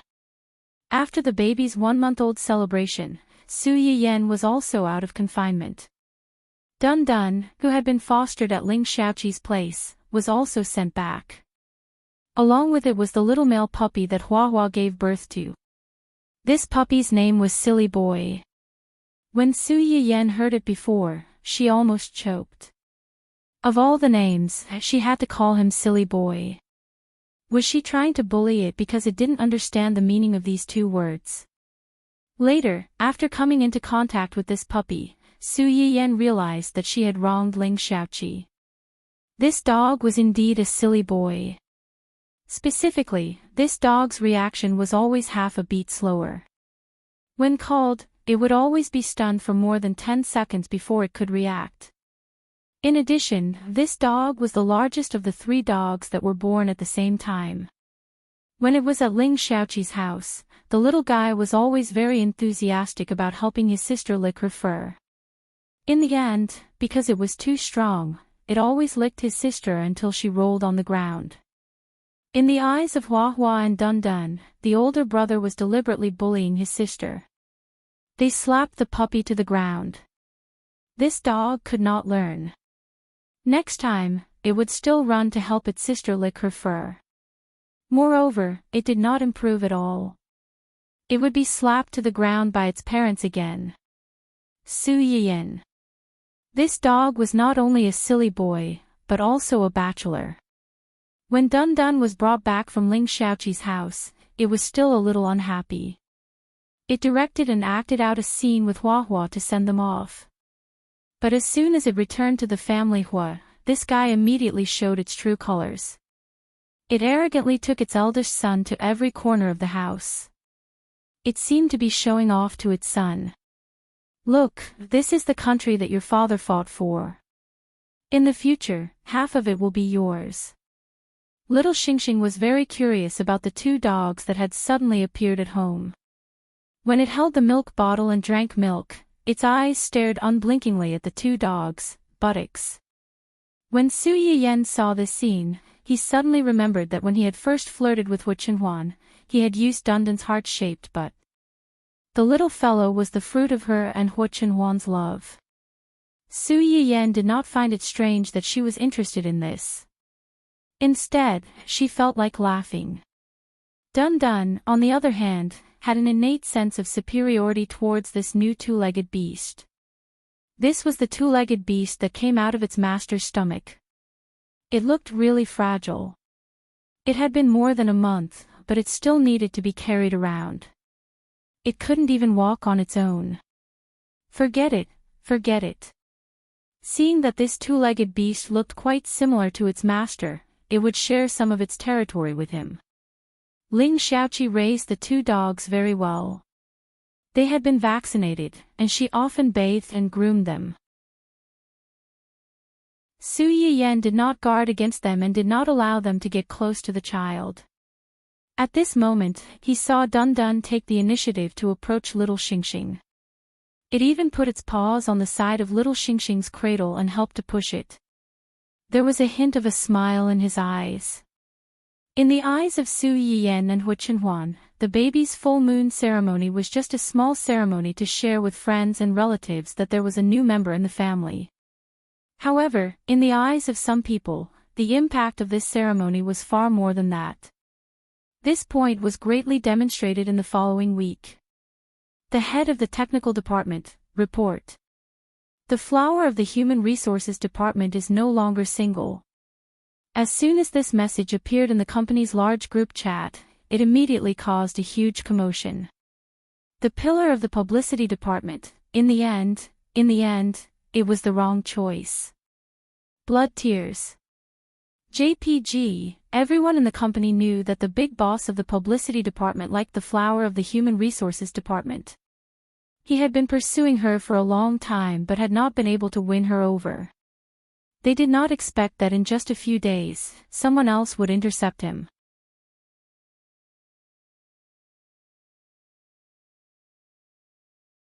Chapter 8:15. For a moment, rows and rows of stroking a dog's head emojis appeared in the group. After comforting this lovelorn young man, everyone in the company had to face an extremely sad matter. Single dog number 1 of the secretarial department, from today onwards, the single dogs in the company have lost another target to pursue. The fertile water has flowed into the fields of outsiders after all. Vicissitudes of life lighting up cigarettes. JPG, flower of the technical department, this is the 6th this week, right? After the most popular guy in the technical department, the flower of the publicity department, little Wu from the legal department, little Zhang from the finance department, and little Li from the logistics department, the flower of the human resources department also could not escape the love magic network. Lady at the front desk, QAQY are so many people no longer single, but I'm still single. The person pursuing little Wu seems to be an especially handsome rich second-generation heir. It's said that he's super good-looking and doesn't lose to the little fresh meats in the entertainment industry at all. Sob sob sob, when will such a handsome and rich man like me take a fancy to me? I just want to be in a sweet and romantic relationship. Lady at the publicity department, good girl, stop dreaming, you're shameless. Flower of the technical department, above me, love at first sight is not about love, it's about face. Although others might be able to see your brilliance after coming into contact with you, who would be able to see you if you didn't have a beautiful face that still shone brightly in the crowd? Not to mention interacting with you. The lady at the front desk did not receive a reply for a long time after she sent this message. Flower of the technical department? Where is she? Little number 2 at the front desk. She ran away to cry. Flower of the technical department, brother at the secretarial department, speaking of which, the recent singles seem to have all met at the little prince's 1-month birthday party. Lady at the publicity department, that's normal. Usually, there are only a few people around. If there was a call, it would have come long ago. If you go to the party, you can meet more people you haven't met before. Maybe you'll fall in love. Brother at the secretarial department, what I mean is, there are so many single dogs in the company. Are you really not considering having a social gathering with the other subsidiaries? Everyone, after a short silence, many people had an exclamation mark in their hearts. That's right. Facing these old rookies all day long, when would they be able to get out of singleness? They might as well have a social gathering. Maybe their prince, princess, on a white horse would appear. A large number of single dogs in the company began to stir, but they did not dare to run directly to the boss to make a request. They could only secretly run to their own department heads to give feedback. Then, it would be passed on to Yuzian and the others. Just like that, Yuzian and the others inexplicably received a lot of proposals for the future development and reform of the company from various departments. Among them, the one floating at the top was a request for several companies to organize a social gathering. There were many reasons below, such as, because there have been more single people in the company recently, it has caused the employees to be impetuous, which affects the employees' physical and mental health and work efficiency. Friendship can deepen the mutual ties between the subsidiaries, and if it can develop into a romantic relationship, it can promote the continuous and harmonious development of the two companies. He made it sound so high-sounding. Wasn't he just trying to take advantage of their company's cabbage? How could they not know what these pigs were thinking? However, despite their disdain, the three of them discussed for a while and decided to report this matter back to Hu Qinhuan and let him make the decision. Hu Qinhuan never thought that he would one day receive a social gathering report from his subordinates. His face darkened on the spot, and his eyes narrowed dangerously. He secretly wondered if some people had too much free time recently. Should he find something else for them to do?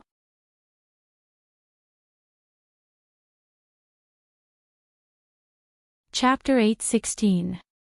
Achoo! Yuzian sneezed loudly. He wrapped his arms around his chest and shivered from the cold. Why do I feel so cold all of a sudden? Am I suffering from some kind of terminal illness? Should I ask young mistress to take a look at me? Hearing this, Gu Xiaoyang rolled his eyes. From experience, this kind of situation usually means that you are about to face a great disaster. Disaster? Yuzian's expression changed immediately. What disaster? I haven't done anything recently.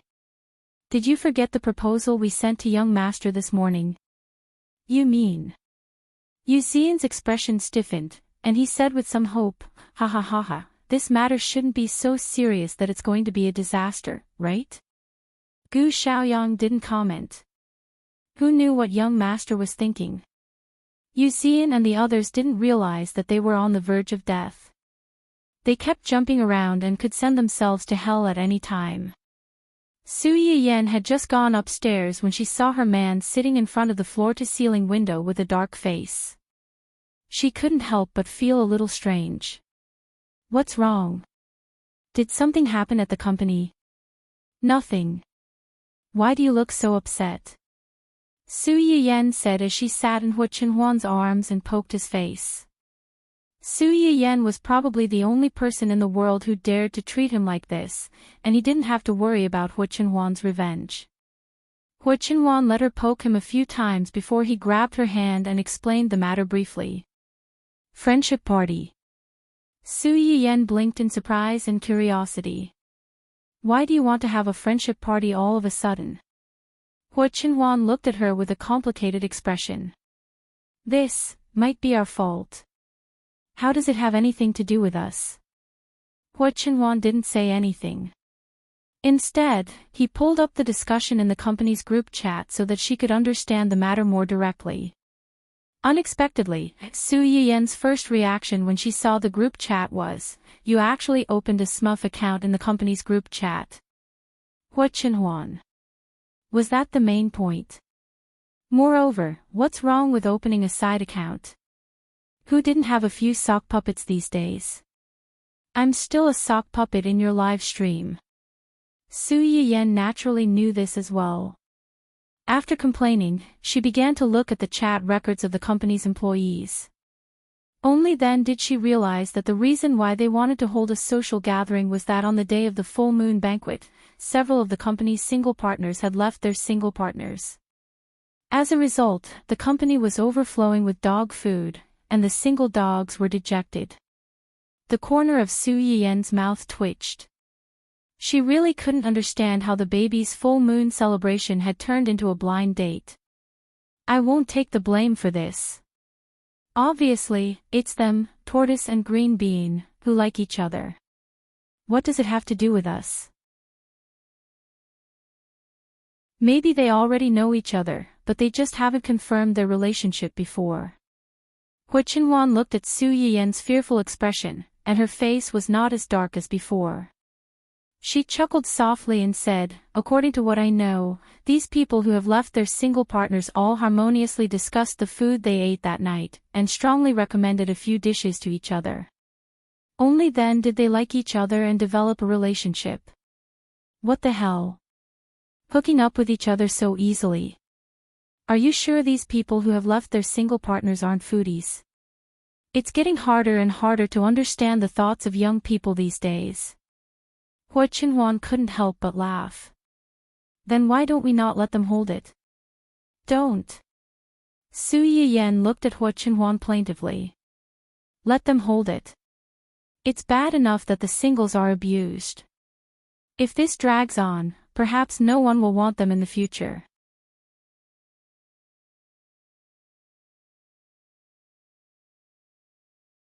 Chapter 8:17. Fortunately, the employees of Hu Qinhuan's company were not here. Otherwise, they would have died on the spot. After Su Yiyan finished speaking, she keenly felt that something was wrong. Do they want all the people in your subsidiaries to participate? Yes. Hu Qinhuan frowned and explained, they think that more people means more choices. Most of the people in my company know each other. If it's only held within my company, it may not be effective. That's right. After all, the choice is two-way. You like them, but they may not like you back. Is that so? Hu Qinhuan raised her eyebrows slightly. She stepped forward and put her arms around Su Yiyan's waist. If I didn't like you in the first place, what would you do? You don't like me. Su Yiyan narrowed her eyes and chuckled. Then I don't want you anymore. The smile on Hu Qinhuan's face suddenly froze, and the atmosphere around her became colder. Su Yiyan was not scared at all. She asked, "Would you not like me?" "No." "Then that's it." Su Yiyan did not give Hua Qinhuan a chance to respond. She reached out and hugged Hua Qinhuan's neck. "What about you?" "What?" "If you like me, but I don't like you, what would you do?" Hua Qinhuan said without thinking, "You like me." "I mean, if you like me, but I don't like you, what would you do?" Hua Qinhuan subconsciously wanted to say that it was impossible. However, when she met Su Yiyan's eyes, she suddenly could not say that. If you don't like me, I will try my best to make you like me." "How will you try your best to make me like you?" Hua Qinhuan was stunned. She met Su Yiyan's eyes. The unspeakable thoughts in her heart suddenly came out, and the hands holding her trembled slightly. It wasn't fear or anger, but excitement. "I will hide you in a place where no one can see you. I will be the only one there. I won't hurt you, but I will imprison you and restrict you. I won't let you meet anyone, and you can only have me in your world. I will make myself your world." In the end, Hua Qinhuan couldn't bear to hurt her. No matter how much he wanted to force her to fall in love with him, he didn't dare and didn't want to hurt her. Su Yiyan had always been aware of Hua Qinhuan's subtle possessiveness towards her. Back when her legs were crippled, she might have been able to restrain it. But now, this possessiveness was becoming more and more obvious. She just didn't expect that Hua Qinhuan had held back for so long and only had the idea of imprisoning her. She thought that she would have to experience mental and physical torture, especially the melodramatic entanglement of getting your heart even though he couldn't get you. It wasn't exciting at all. Why did she suddenly feel a little disappointed? At that time, if Hua Qinhuan had known what Su Yiyan was thinking, he would have realized that all these years of endurance were useless. He would have turned into a wolf on the spot and executed Su Yiyan on the spot. "You're giving advice in hindsight." Su Yiyan curled her lips and glared at Hua Qinhuan with disgust. "I don't know who was the one who didn't even dare to appear in front of me. She watched her nephew get engaged with me and was indifferent. I wasn't indifferent."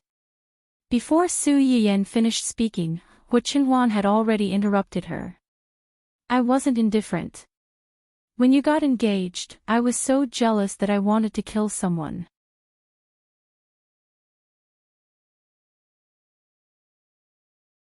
Chapter 8:18.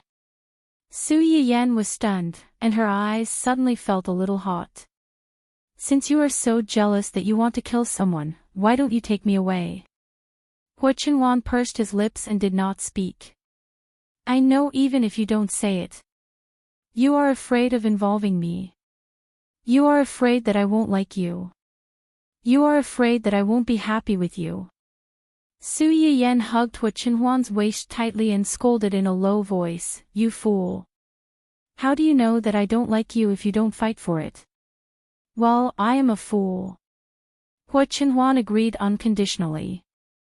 When he recalled what Su Yiyan said, he felt as if he had been separated from them for a lifetime. It had only been 2 years, but it seemed as if a lifetime had passed. Those things seemed to have only happened in his previous life. Su Yiyan nestled in Hua Qinhuan's arms and was silent for a long time. Then she said in a muffled voice, "Fortunately." "What?" "Fortunately, we are in love with each other." Hua Qinhuan was stunned.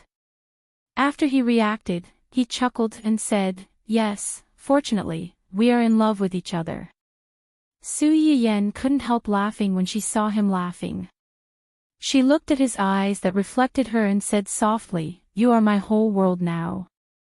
Hua Qinhuan's eyes flickered, and with a trace of piety, he lowered his head and kissed her forehead. "You are also my whole world." Su Yiyan's face flushed. She coughed softly and said, "Since they want to do it, let's do it. By the way, call the bachelors of the Hua Corporation of the right age. If they want to do it, let's do it big, so that we won't have to spend more effort in the future." After that, she seemed to think of something and frowned slightly. Isn't it bad to let the people of the Hua Corporation get involved? Let's forget it and let these companies deal with it themselves. Although Hu Qinhuan had used Hu Xiaofeng's insignificant help to pull Hu Qihan down from the position of the head of the Hua Corporation without much effort. However, Hu Qihan had been in charge of the Hua Corporation for so many years. Even if he wasn't the person in charge, there must be a lot of his people left. When the Hua Corporation changed hands, these people were worried that the new boss would make drastic changes. They didn't know when they would be implicated, so they temporarily quieted down. But if you ignore them for a long time, who knows when they will run out and bite you, biting off a piece of meat from your body. This was also the reason why Hu Qinhuan was initially reluctant to take over the Hua Corporation. The current Hua Corporation was no longer the Hua Corporation her father had founded. It was no longer the Hua Corporation that her father had founded. The various forces were intertwined, and no matter what, they would be eaten into an empty shell sooner or later. If they were to spend the effort to get rid of them, it would be better to directly overthrow them and rebuild a new company. It's okay. Your suggestion is very good. Let's do it. Su Yiyan looked surprised. Are you okay? It'll be fine. Xiao Yang and the others will keep an eye on it. Maybe we can use this to lure out some people who are unwilling to be left out. In that case, you will have contributed greatly. Su Yiyan was stunned for a while before she understood what Hu Qinhuan meant. She exclaimed, "You mean, a honey trap? Why is it a honey trap and not a honey trap?" That's fine, but aren't the companies under you all engaged in research and development? Generally speaking, aren't there more boys in this kind of business? The success rate of a honey trap should be higher than a honey trap. To be honest, it did make sense. So, is it what I think it is? Yes. Tisk, tsk. Sure enough, you people who play tricks have dirty hearts. You can think of a honey trap for a good blind date. You are too scheming.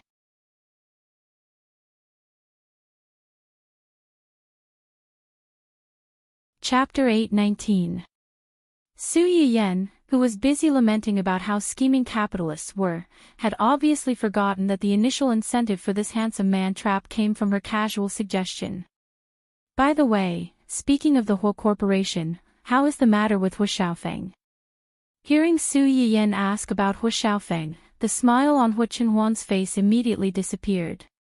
Su Yiyan saw the change in his expression and frowned. He still refuses to talk. Is he deliberately playing with us? He said that he would only be willing to show evidence when Wen Jingping's reputation is completely ruined. Wait until Wen Jingping's reputation is completely ruined. Su Yiyan felt that this was a big trap. The male and female protagonists' halos were linked together. In order to ruin Wen Jingping's reputation, wouldn't they have to deal with Dou Tianyi first? Thinking of Dou Tianyi, Su Yiyan felt a headache coming on. Wen Jingping was easy to deal with. If it weren't for the fact that Su Yiyan was afraid that if she died, it would cause the world to collapse, she would have been defeated a long time ago. But this Dou Tianyi, it's okay. I didn't have much hope for him in the first place. But, do you know why Uncle suddenly came back? Su Yiyan looked confused. She didn't understand why this matter was related to her uncle again. Didn't he come back to see us and the baby? This is only one of the reasons. There are other reasons. He found some clues about the accident my parents were involved in back then and followed the clues to come back to the country. Su Yiyan's expression changed slightly. You're saying that the group of people who killed your parents might still be lurking somewhere in the country? Hu Qinhuan looked at his wife's suddenly pale face and knew what she was worried about. He subconsciously tightened his arms around her and comforted her. It's just a possibility. Moreover, it's been so many years, they might not be alive. In Hu Qinhuan's opinion, bad people like them would never lay down their butcher's knife and wash their hands of gold. They might have already died at the hands of others without them knowing. Of course, these words were only meant to comfort Su Yiyan and put her at ease for the time being. Compared to believing that they were all dead, Wu Qinhuan was more willing to believe that they were still alive, and that sooner or later, they would fall into his and his uncle's hands. Uncle is already investigating. I believe there will be results soon. Wu Qinhuan quickly changed the topic.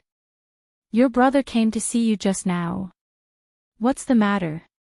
Su Yiyan wanted to ask more, but she knew that Wu Qinhuan didn't want her to continue asking. She bit her lip and chose to compromise. It's nothing important. It's just that the research institute said that Professor Yi and the others want to prioritize purchasing a batch of finished Chinese medicinal herbs as teaching materials. The research institute was worried that they would make me unhappy if they gave them a green light, so they asked my brother to come and ask me. The director of the research institute was also in a difficult position. On one side was his own teacher, and on the other side was a prestigious retired senior in the institute. If he didn't handle it well, it would turn into a bloody battlefield. The best solution was to first ask for Su Yiyan's consent and not offend either side. Wu Qinhuan more or less guessed some of the twists and turns in this matter. He smiled faintly and said, "What's your answer?" I agreed. Take it as a thank you for their righteous words before. As soon as Su Yiyan agreed, Yi Qiliang received the news. Let's not talk about how happy they were for the time being. Su Yiyan was out of confinement and it was time for her to go back to Dongqing City. Before she returned to the company, Su Yiyan understood what Dou Tianyi meant when he said, "We'll get to know each other soon," on the night of his 1-month birthday party.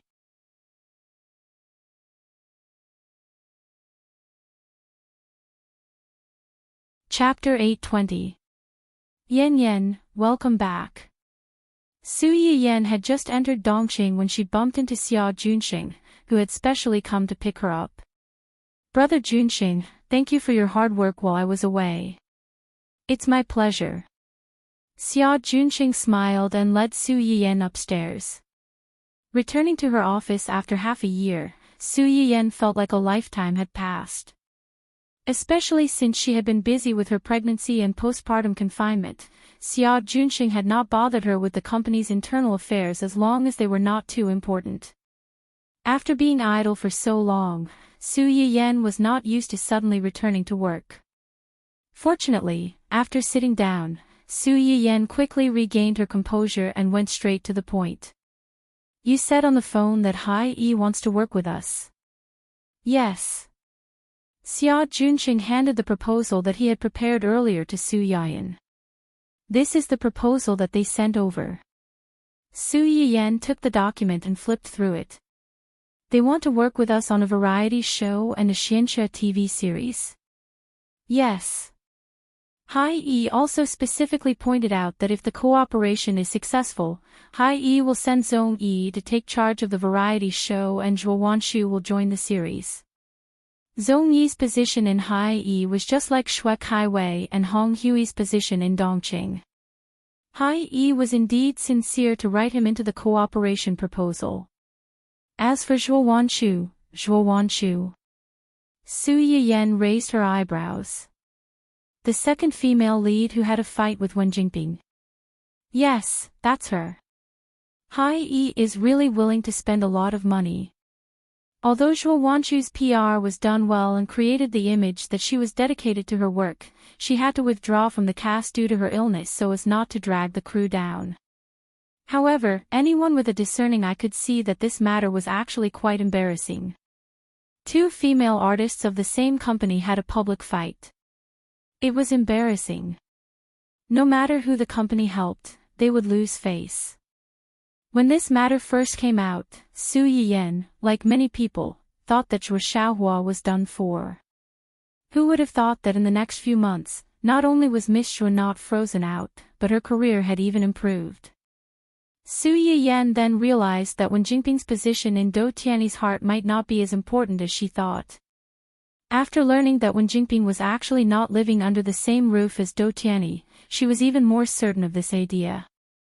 Now, Hi-E Entertainment had sensual Wan Shu over as one of the bargaining chips for their cooperation. Was it a show of goodwill or something else? Su Yiyen stared at the proposal for a while, then suddenly asked, "Do I look like a fool to you?" "It doesn't look like it." Su Yiyen snorted and threw the proposal back to Xia Junxing. "Then reject it. If he wants to cooperate, then cooperate. Do you think I don't care about my reputation?" Although there were no eternal enemies in the business world, only eternal benefits. However, Do Tianyi was a strange person, and his attitude towards her was inexplicably ambiguous. He was not a good person to cooperate with. Xia Junxing was relieved when he heard what she said. Obviously, he was not optimistic about this cooperation. "How's the company doing while I was away?" "It was pretty good. The artists you had your eyes on are now on the right track. According to the route you arranged for them, they did not arrange too many jobs or endorsements. They focused on learning." Su Yiyen was suddenly interested. "Didn't they complain at all?"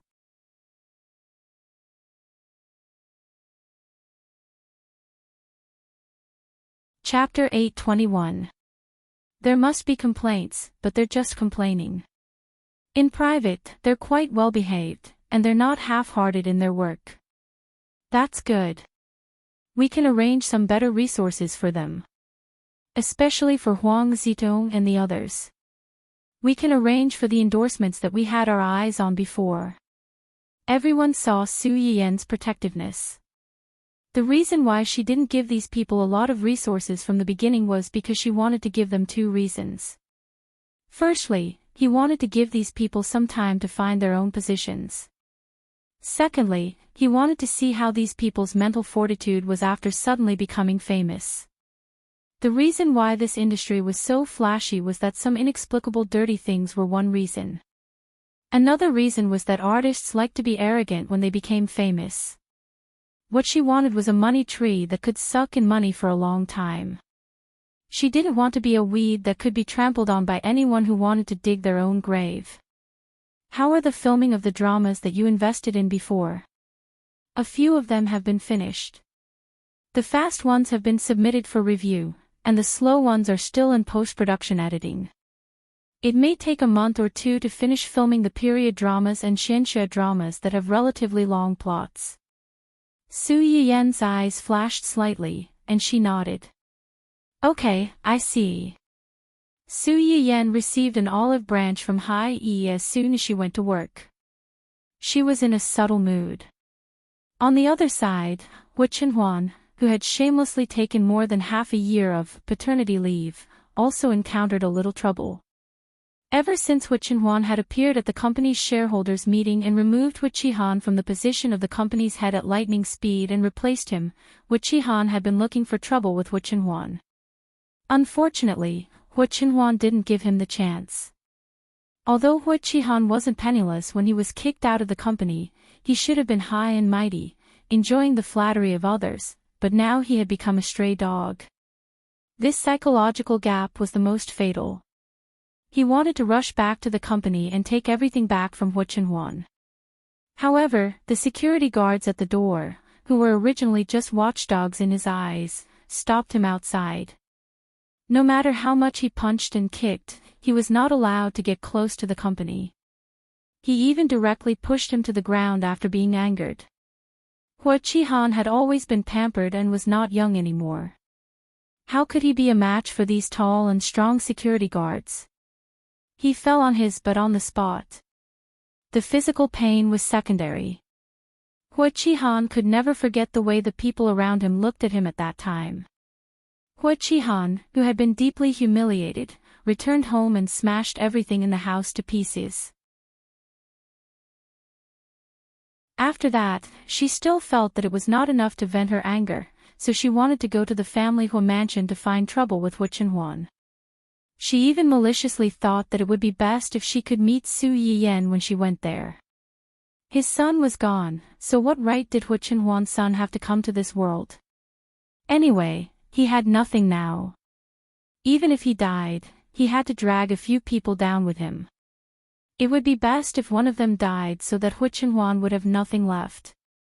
Hu Qihan had wishful thinking, but he couldn't even touch the edge of the old mansion. Hu Qihan went back and lost his temper again. He wanted to find someone to help him, but he found that the people who usually came and went at his beck and call had already hidden far away. It was good enough that they didn't take advantage of the chaos to trample on him, let alone help him. Before he could do anything, bad news came from home. Hu Xiaofeng rushed into the old house where they lived with a few people and took away all the cash and jewelry in the family. Hu Xiaofeng's move was tantamount to the last straw that broke the camel's back.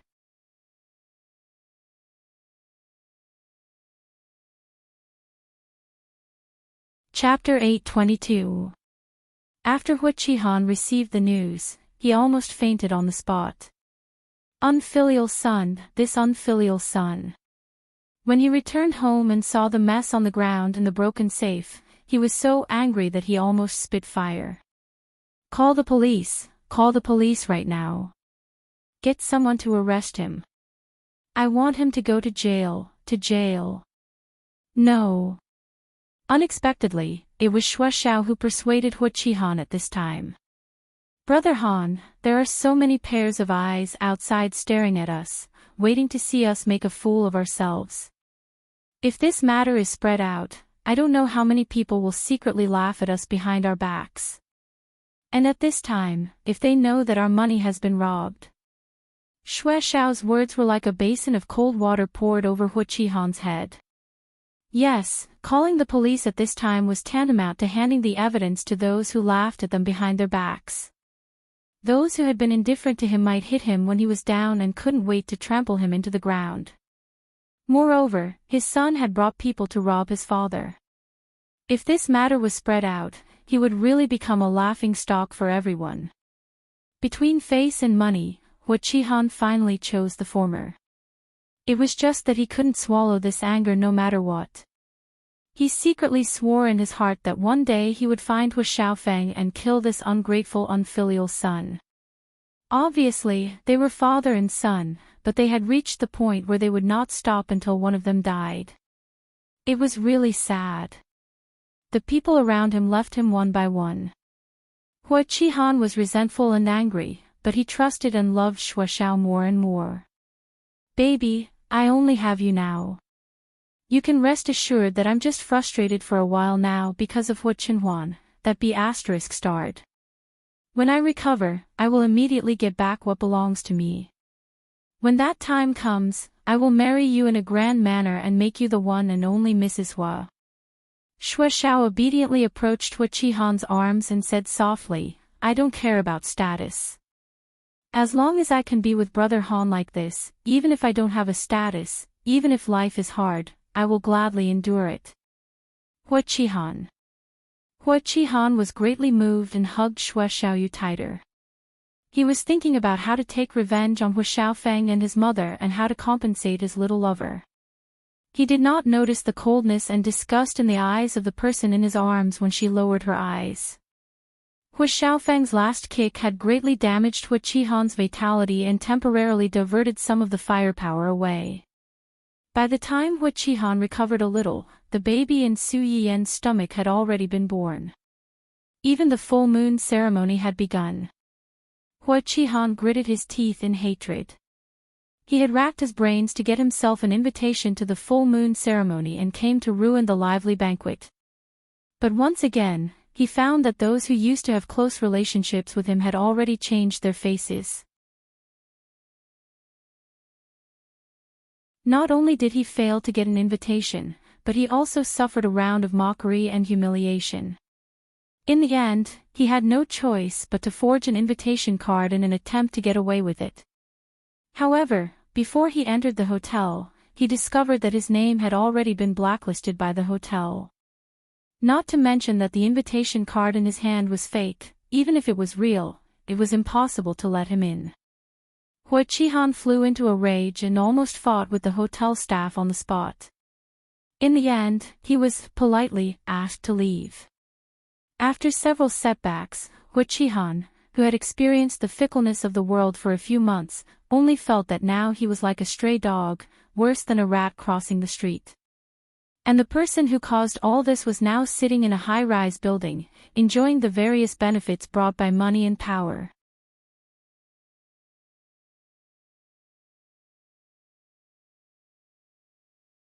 Chapter 8:23. Was Hu Qihan willing to accept this? Of course, he was not.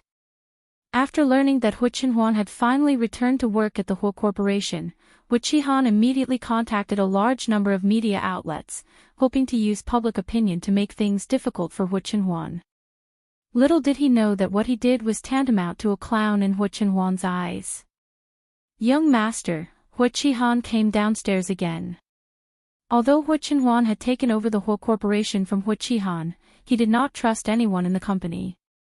Ignoring the senior executives who tried to curry favor with him and tried to plant spies around him, Hu Qinhuan directly transferred Zui Yanbai over and let him be his chief executive secretary. During his absence from the Hu Corporation, Zui Yanbai handled the company's affairs on his behalf and had the same right to speak as him. Not only did those higher-ups fail to do so, they had no choice but to look up to a young junior. How could they endure such humiliation? During Hu Qinhuan's absence, this group of people had made things difficult for Zui Yanbai. Fortunately, Zui Yanbai was not a simple person who could be bullied. He had given these people several big gifts while talking and laughing, so many people were now afraid when they saw him smile. Again. Hu Qinhuan raised his eyebrows slightly and instantly caught the key point. Did he come often during my absence? Not often. He came to see you every 10 days or half a month. When he saw that you were not here, he left. 10 days or half a month. Hu Qinhuan sneered. After he took over the Hu Corporation, he had not come for 2 or 3 months. Once every 10 days or half a month was not a small number. What is he doing downstairs? Previously, he just sent people to make trouble downstairs. Today, he may know that you are coming and found a lot of reporters. He probably wants to lead public opinion and make trouble for you and the Hu Corporation. Hu Qinhuan's expression did not change after hearing this. He only said meaningfully, "How did he know that I would come today? Or rather, how did he manage to contact so many reporters and bring them here so quickly?" Zui Yanbai narrowed his eyes. He instantly understood what Hu Qinhuan meant, and his face turned ugly. "I'll leave this matter to you. I want to know the results of Dou Tianyi's infiltration into the hotel within a week." "Yes." Hu Qinhuan stood up and was about to leave when Zui Yanbai's expression changed slightly.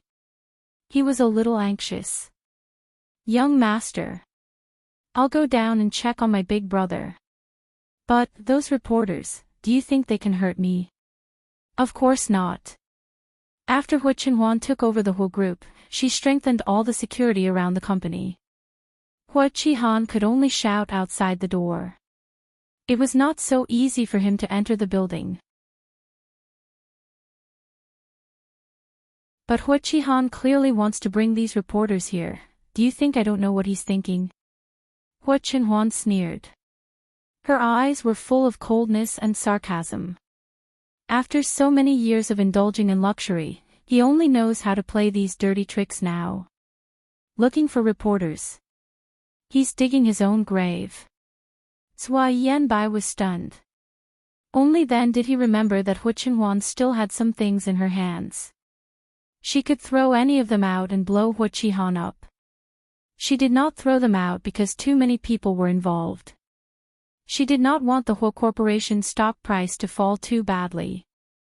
But if Hu Qihan continued to make trouble like this, his young master might not be able to tolerate it. Anyway, his young master could afford to pay for this small amount of money. He had been in this company for a long time, so taking drastic measures might not be a bad thing.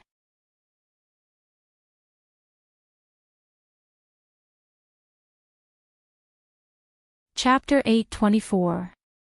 At that time, Hu Qihan still didn't know that his unfilial son had handed the back of his neck to Hu Qinhuan before he defected.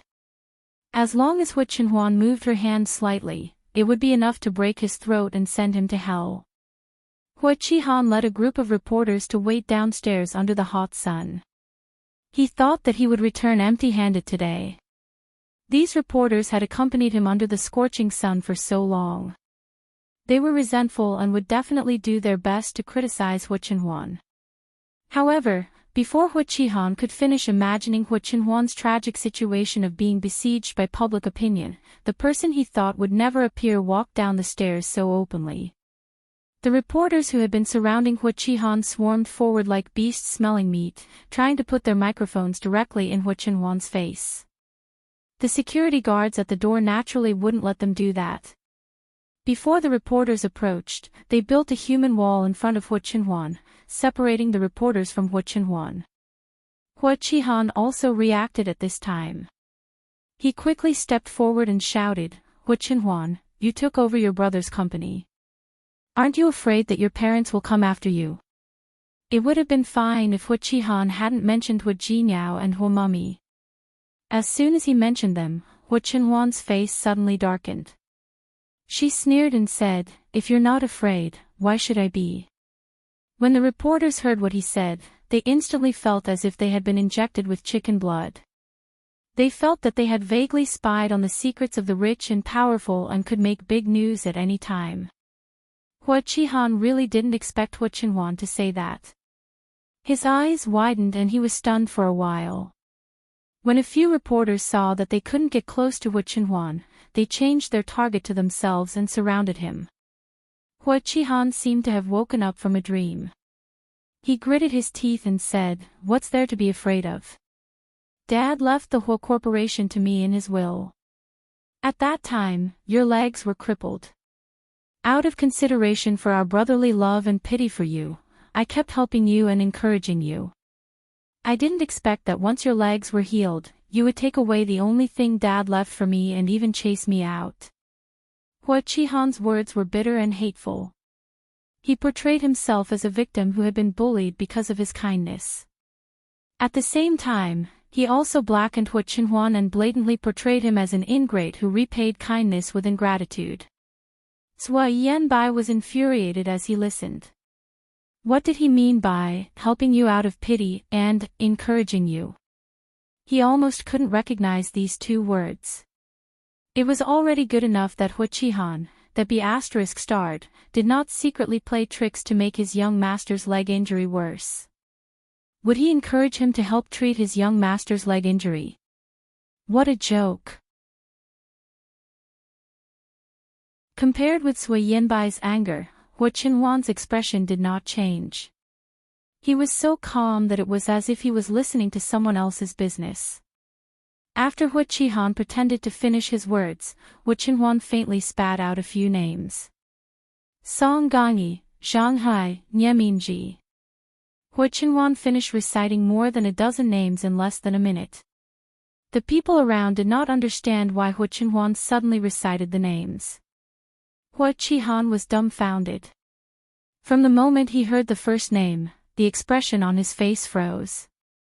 The more he heard, the angrier his face became.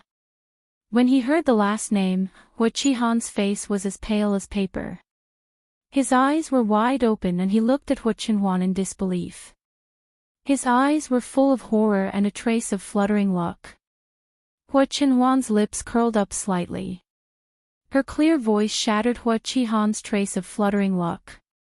These are the names of the company's layoffs today. You should be familiar with them. You're tuning into the Journey of the Soul YouTube channel. Don't forget to subscribe and join us on this journey to catch the most captivating stories.